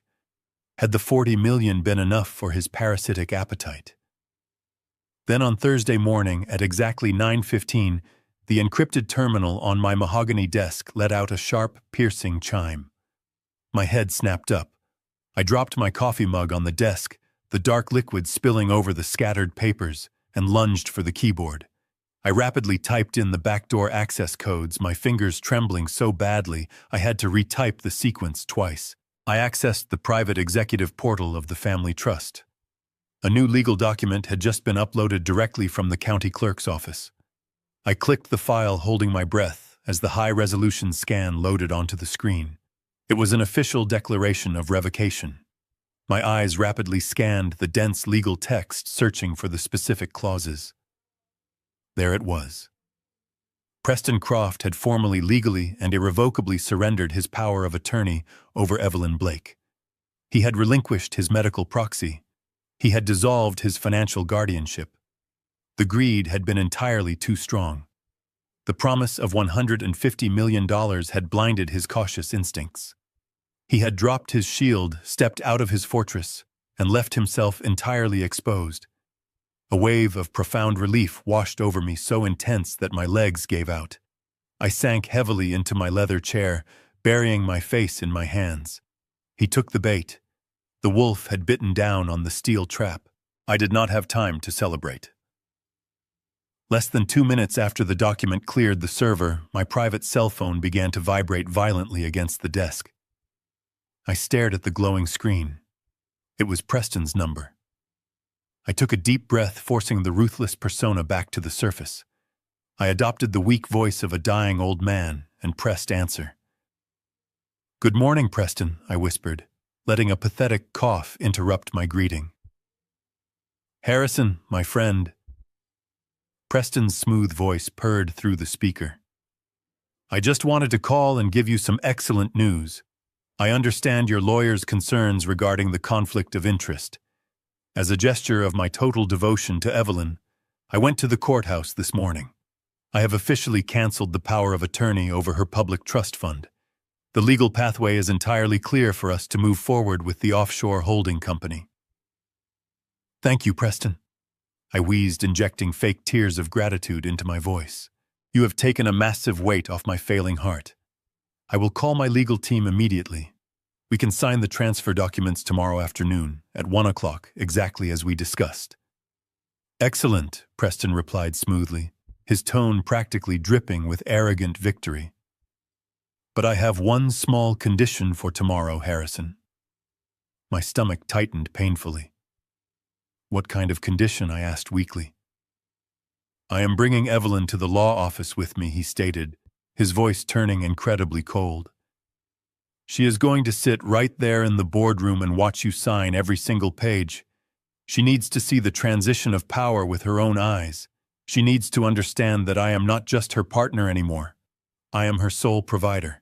She needs to see exactly who her new caretaker is. The sheer malicious cruelty of his demand made my blood boil. He did not just want to steal my money. He wanted to parade my drugged, broken daughter in front of me to humiliate me. He wanted to completely break my spirit before I died. He wanted to establish psychological dominance over both of us. I dug my fingernails into my palms, forcing myself to swallow the violent rage.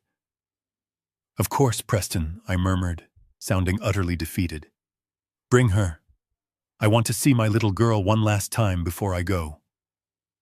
I will see you tomorrow, old man, Preston sneered, before hanging up.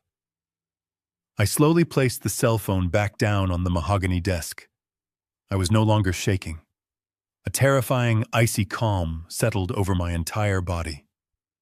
Preston thought he was bringing my daughter to a coronation. He had absolutely no idea that he was walking into his own public execution. I did not waste a single second after hanging up the phone. I dialed Martin Gallagher's encrypted number and told him the trap was set. Preston had legally surrendered his control over Evelyn, leaving himself completely vulnerable. It was time to bring in the heavy artillery. Martin contacted his former colleagues at the Federal Bureau of Investigation. Because we now had concrete physical evidence of the synthetic neurotoxins combined with the photographs of Preston's meticulous dosing ledger and his documented history of draining the accounts of his previous wives, the federal agents were more than eager to finally bring him down. But we needed him to confess on tape in a controlled environment where he could not run or destroy evidence. We chose the downtown offices of my corporate attorneys for the meeting. It was a massive, intimidating glass high-rise overlooking the gray waters of Puget Sound. At 6 o'clock the next morning, hours before the city woke up, Martin and a team of federal technicians swept into the primary executive boardroom. They worked with surgical precision, rigging the entire room with state-of-the-art surveillance equipment. They installed microscopic high-definition cameras inside the smoke detectors and behind the vents. They secured sensitive audio transmitters beneath the conference table and inside the leather chairs.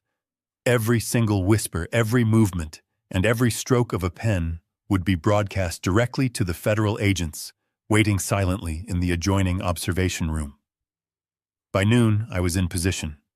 I sat at the long oak table strapped into my medical wheelchair. I wore an oversized, wrinkled suit that made my shoulders look hollow and frail. I practiced my shallow, ragged breathing, ensuring my hands trembled just enough to look entirely convincing. The quiet ticking of the wall clock mirrored the heavy, violent pounding of my own heart. I was terrified for my daughter, but I knew I had to maintain this pathetic facade for just a little while longer. At precisely 1 o'clock, the heavy mahogany doors of the boardroom swung open. Preston stepped into the room, and the sheer arrogance radiating from him was nauseating. He wore a brand-new, custom-tailored Italian suit that fit his frame perfectly. His dark hair was impeccably styled, carrying the smug posture of a conquering king stepping into his new castle. But my eyes did not stay on him for more than a second. My gaze immediately dropped to the person he was pushing in front of him. It was Evelyn. She was sitting slumped in a standard hospital transport wheelchair. my heart shattered into 1,000 jagged pieces, tearing at the inside of my chest. She looked significantly worse than she had just a few days ago. The synthetic chemical cocktail had taken a brutal toll on her body and mind. Her face was pale and gaunt, her jaw hanging slightly slack. Her eyes were completely vacant, staring blankly at the polished wood of the conference table without registering where she was or who was sitting across from her. Preston had deliberately heavily drugged her for this specific outing, ensuring she would be nothing more than a silent, compliant prop in his sick display of dominance. Seeing my daughter reduced to this catastrophic state ignited a fire of blinding hatred in my soul. Every instinct I possessed screamed at me to leap out of my wheelchair, grab Preston by his silk tie, and throw him through the plate glass window. But I forced my hands to stay flat on the table, letting them shake weakly. I forced my breathing to remain shallow. I looked up at him with the terrified, watery eyes of a defeated old man. Preston parked Evelyn's wheelchair right next to his own leather chair, deliberately positioning her so I would have to look at her broken state throughout the entire meeting. He sat down, unbuttoning his suit jacket with a smooth motion.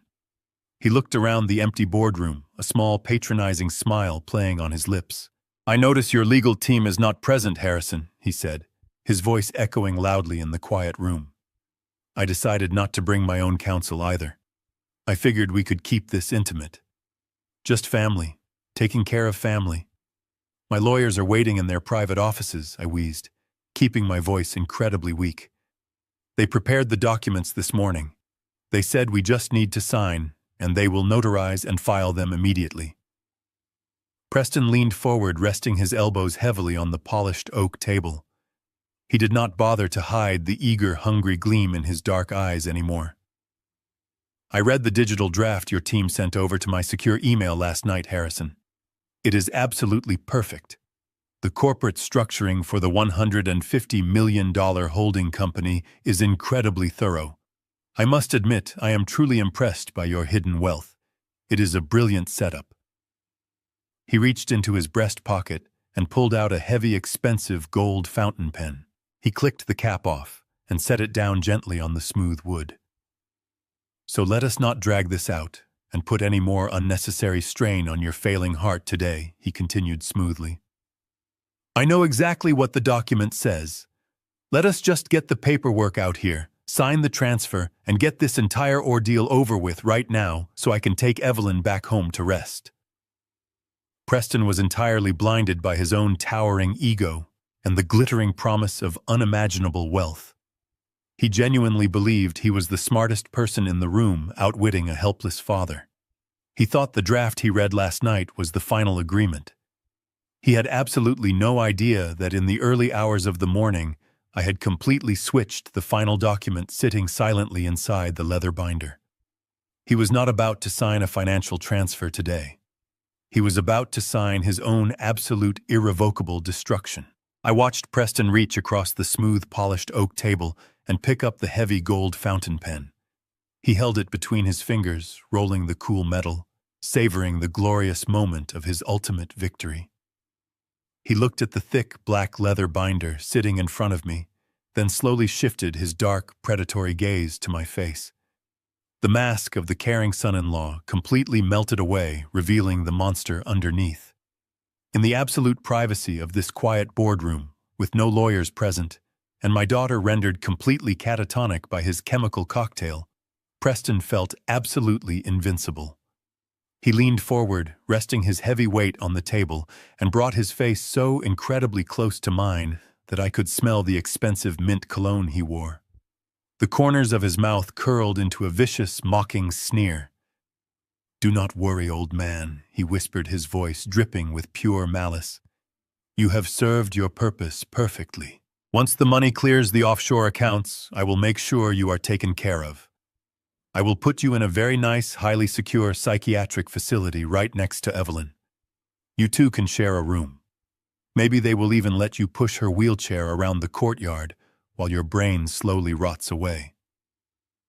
My hands trembled on the armrests of my wheelchair, but this time the shaking was not an act.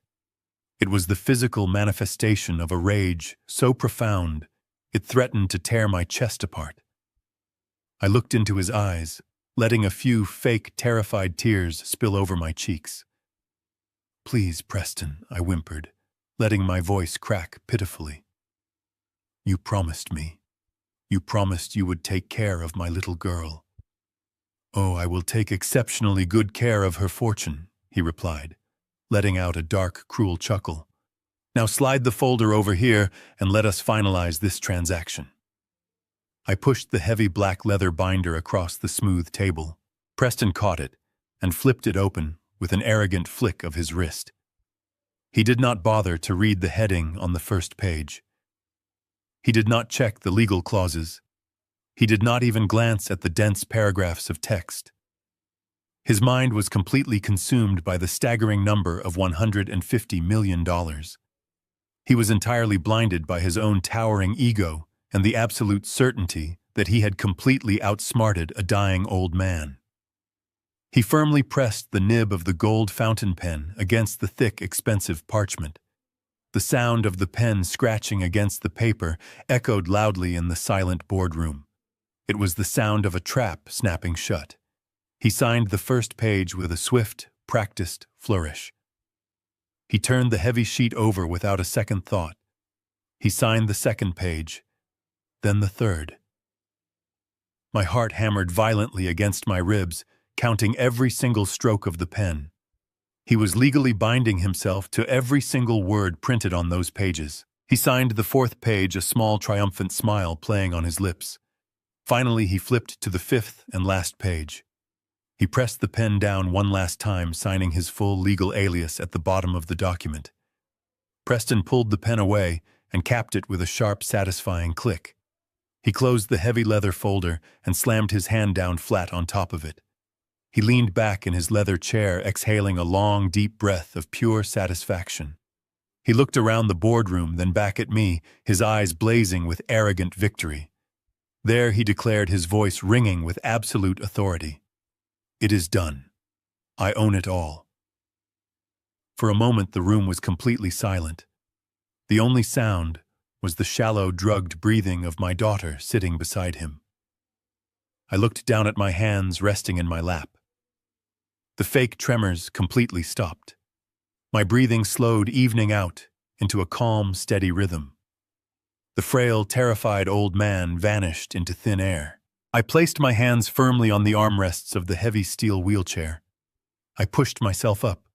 My knees ached, but my legs were strong. I stood to my full height, towering over the boardroom table, rolling my shoulders back. My posture was perfectly straight, rigid, and unyielding. The transformation was so sudden, so absolute, that Preston physically recoiled in his chair. His dark eyes widened in sudden confusion. He stared at me, his arrogant smile faltering as he realized the dying old man in front of him had just evaporated. I looked down at him, my expression carved from solid granite. The air in the room grew instantly cold. "No, son," I said, my voice deep, resonant, and echoing with the ruthless power of a man who built a shipping empire with his bare hands. "You did not just take my money. You just signed your own confession." Preston froze completely. The color drained from his handsome face.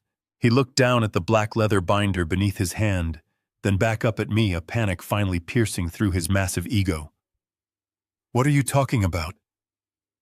he stammered, his smooth voice cracking with sudden terror. "I read the draft last night. It was a standard asset transfer." I did not answer him immediately. I simply reached across the table, grabbed the edge of the leather folder, and pulled it firmly out from under his hand. He was too shocked to resist. I opened the binder and turned the document around so he could clearly read the words printed on the very first page. His eyes darted down to the text, desperately scanning the legal jargon. He realized in a fraction of a second that the document he just blindly signed on all 5 pages was not a financial transfer of $150 million.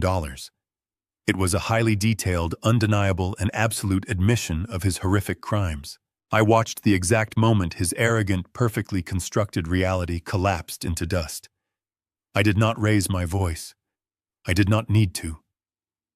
When I spoke, my words cut through the silence like a freshly sharpened blade. You did not just sign a financial transfer, Preston. I explained, my voice steady and completely devoid of mercy. You just signed a sworn, notarized affidavit. You have legally confessed to the illegal offshore purchase of highly restricted synthetic neurotoxins. You have admitted to systematically poisoning my daughter, Evelyn Blake, with the deliberate intent of inducing chemical brain damage to steal her trust fund. I pointed a steady finger at the second paragraph of the document. I made sure to include all the details. I continued watching his eyes dart frantically across the page. I included the exact offshore bank routing numbers you used to purchase the chemicals. I included the precise daily dosages you documented in that little black leather ledger you keep hidden in the false bottom of your mahogany cigar humidor. I even included a full confession to the financial draining and institutionalization of your two previous wives, Victoria and Elena. You just legally verified every single word on these 5 pages with your own signature. Preston's chest began to heave. He took a staggering step back from the heavy oak table, his breath coming in short, ragged gasps. The blood had entirely drained from his face, leaving his skin a sickly pale gray. He looked at his own signature at the bottom of the page, then up at me, his dark eyes wide with an animalistic panic. He realized I had not just broken into his apartment. I had completely dissected his entire criminal existence. "You cannot do this," he stammered, his voice trembling so violently he could barely form the words. "This is a trick. This document is completely invalid. We are alone in this room. I will just tear it up and burn it." Preston lunged forward, throwing his entire body weight across the polished conference table. He stretched his arms out, his fingers clawing desperately toward the black leather binder. He knocked over his chair, scrambling like a cornered rat, trying to destroy the only piece of physical evidence that could send him to a federal penitentiary for the rest of his life. But before his frantic fingertips could even brush the edge of the parchment, the heavy mahogany doors of the boardroom exploded open. The sound was like a gunshot in the quiet room. Preston froze, his arms still stretched across the table, his head whipping around toward the entrance. Martin Gallagher stepped into the room, his face a mask of cold, professional fury. Right behind him were 3 heavily armed agents from the Federal Bureau of Investigation, wearing tactical vests and carrying drawn sidearms. They fanned out across the room with terrifying speed, immediately surrounding the conference table and cutting off any possible avenue of escape. "Step away from the table and put your hands behind your head right now," one of the federal agents barked, his voice echoing off the glass walls. Preston scrambled backward, stumbling over the legs of the overturned chair. He hit the floor hard, tearing the knee of his custom Italian suit.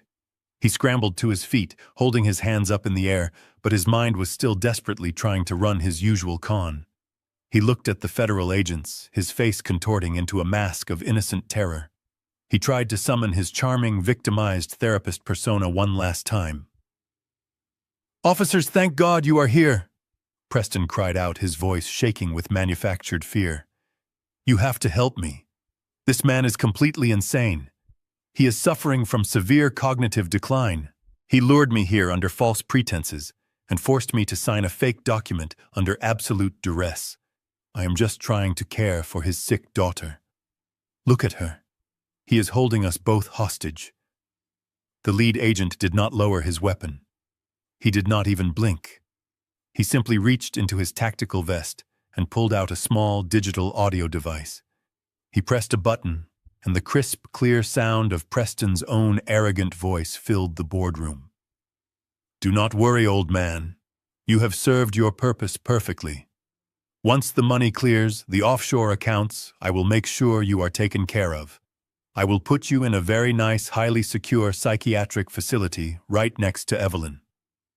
The recording continued, playing the exact sounds of the pen scratching against the paper, followed by Preston's triumphant declaration that he owned it all. The federal technicians had captured every single agonizing second of his arrogance. The boardroom was perfectly wired, and his confession was crystal clear. Preston's jaw dropped open. His eyes darted wildly around the room, searching the ceiling vents and smoke detectors, finally understanding the absolute magnitude of the trap he had willingly walked into. The charming facade shattered permanently. He was not a brilliant mastermind anymore. He was just a pathetic, greedy criminal who had been completely outplayed by an old man. Martin Gallagher stepped forward, grabbing Preston by the collar of his ruined suit and throwing him hard against the glass wall. The impact rattled the entire room.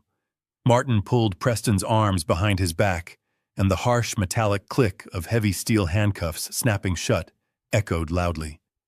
"You are under arrest for federal fraud, extortion, and the attempted murder of Evelyn Blake," the lead agent announced, stepping forward to secure the prisoner. Preston completely lost his mind. As the cold steel bit into his wrists, he began to thrash wildly against the agents. He screamed in pure, unadulterated panic, his voice breaking into a high-pitched, hysterical wail. He kicked and thrashed, cursing my name, begging them to let him go. But the agents held him with an iron grip. I watched them drag the screaming, broken monster out of the room. As the heavy boardroom doors swung shut, cutting off the frantic screams of the man who had tried to destroy my family, a profound, heavy silence settled over the room. The federal agents had cleared the space, leaving only Martin Gallagher and myself standing near the polished oak table.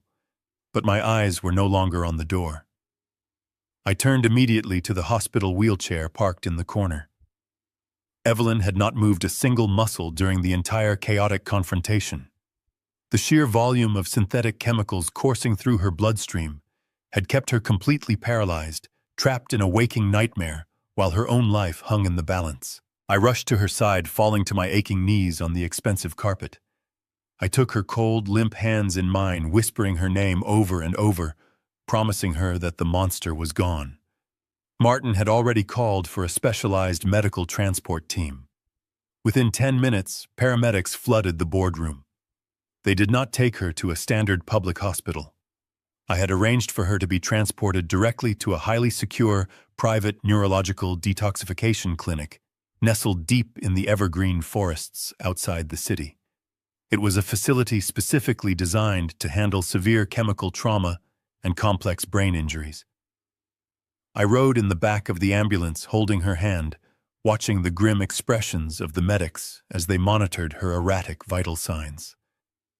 The toxicologist had warned me that the damage might already be permanent. That terrifying thought echoed relentlessly in my mind as the sirens wailed through the gray Seattle afternoon. The first week at the clinic was an absolute nightmare of endless waiting and agonizing uncertainty. I rented a small room adjacent to Evelyn's intensive care suite and refused to leave the building. I sat in a hard plastic chair beside her bed for 18 hours a day, watching the steady drip of the intravenous fluids flushing the poison from her veins. The withdrawal process was incredibly brutal. As the neurotoxins slowly began to leave her system, her brain fought violently to reestablish its natural chemical balance. She suffered from raging fevers that soaked her sheets in sweat. She experienced severe full-body tremors that required the nurses to physically hold her down. There were terrifying nights when she would wake up screaming in pure blind panic, completely disconnected from reality, unable to recognize my face or remember her own name. During those dark hours, I felt a crushing, suffocating guilt.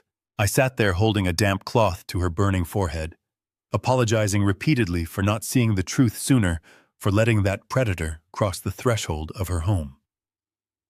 The doctors were cautiously optimistic, but they could not offer any absolute guarantees. They explained that the hippocampus is a delicate, complex structure. We simply had to wait for the storm to pass and see what remained of her beautiful mind when the chemical fog finally lifted. Sitting in that quiet, sterile hospital room, listening to the rhythmic beeping of the heart monitor, I had a lot of time to reflect on the long, violent trajectory of my life. I had spent 40 brutal years building and defending a global shipping empire. I spent decades fighting literal pirates on the open ocean. I had faced down ruthless smugglers, armed cartels, and cutthroat corporate raiders who wanted to tear my life's work apart. I built massive steel ships, hired teams of armed security contractors, and spent millions on legal defenses to protect my cargo. I was so incredibly proud of the impenetrable walls I had built around my family. I always believed the danger would come from the outside, from the dark, unforgiving waters of the world. But I was entirely wrong. The most dangerous predator I had ever encountered did not approach my life with a gun or a threatening demand. He approached with a charming smile, a tailored suit, and a bouquet of flowers. He walked right through the iron gates of my daughter's estate, sat down at my dining room table, drank my expensive wine, and called me family. He bypassed every single security measure I had ever built simply by appealing to my daughter's heart. It was a devastating, humbling realization.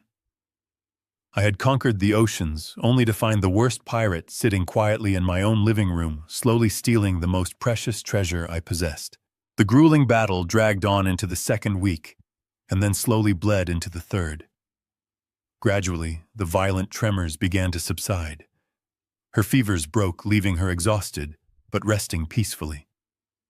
The medical monitors showed a steady stabilization of her neurological activity.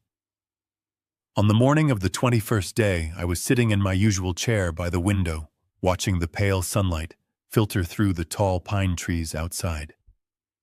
I was reading a book, assuming she would sleep through the morning, as she had done for the past 3 weeks. Then I heard a soft, distinct rustling of the bedsheets.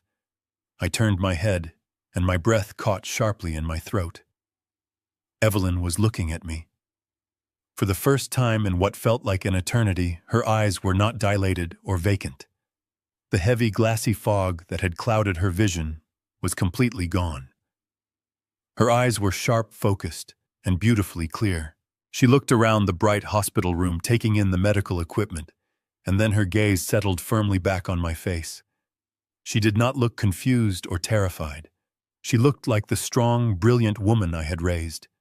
She slowly lifted her right arm from the hospital bed. Her muscles were weak from atrophy, but her movement was deliberate and purposeful. She reached her hand out toward me. I immediately leaned forward, tears blurring my vision, and placed my rough, calloused hand inside hers. I expected a weak grasp, but instead she wrapped her fingers firmly around mine. Then she squeezed my hand. 1, 2, 3. 3 distinct, intentional squeezes. It was our old signal, but this time it was not a desperate plea for help under a restaurant table. I looked up at her face. A soft, genuine smile slowly spread across her lips, reaching all the way to her bright eyes. "You saved me, Dad," she whispered, her voice raspy but perfectly steady. The nightmare was finally over. The meticulously documented confession that Preston signed was just the beginning of his absolute destruction. Martin Gallagher and his former colleagues at the Federal Bureau of Investigation did not just stop at the attempted murder of my daughter.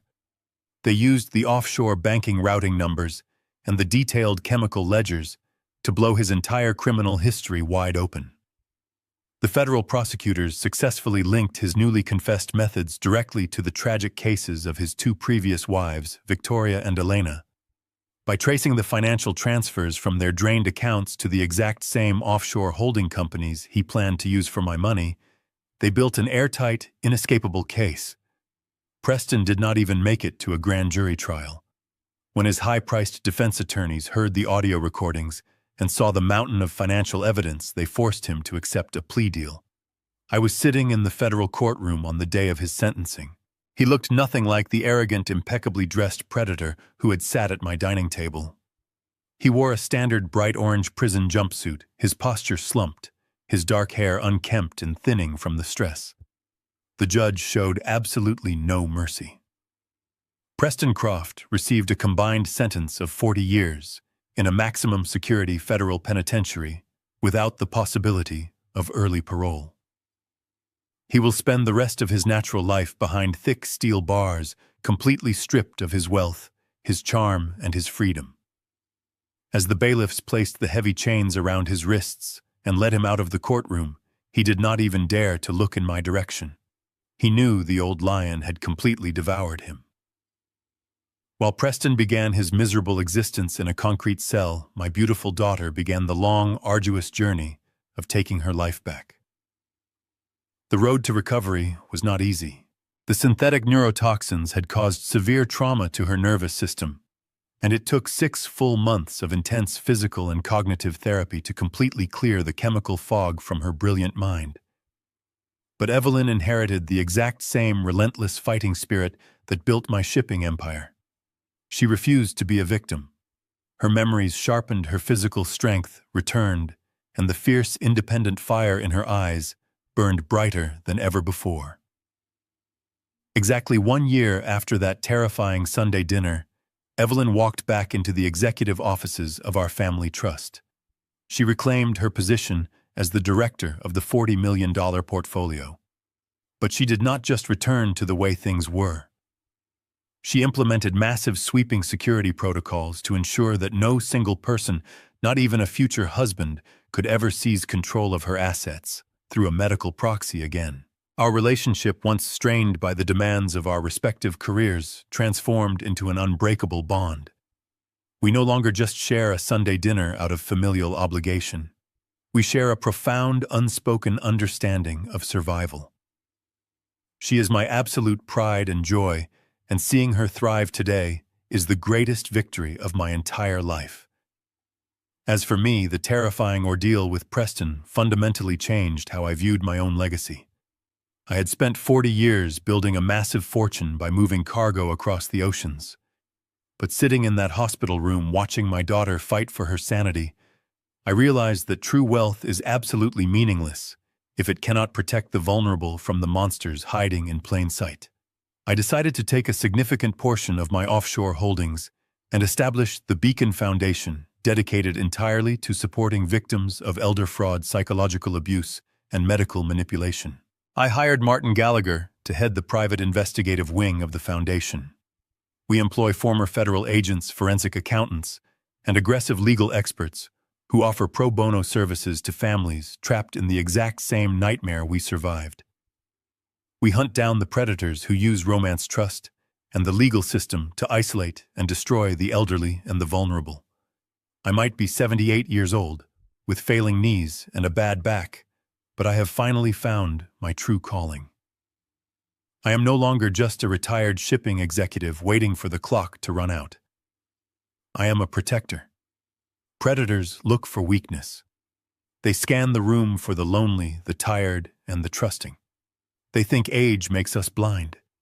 They think because our steps are slow and our hands tremble, our minds are weak and easily conquered. But they forget that old wolves have the sharpest teeth.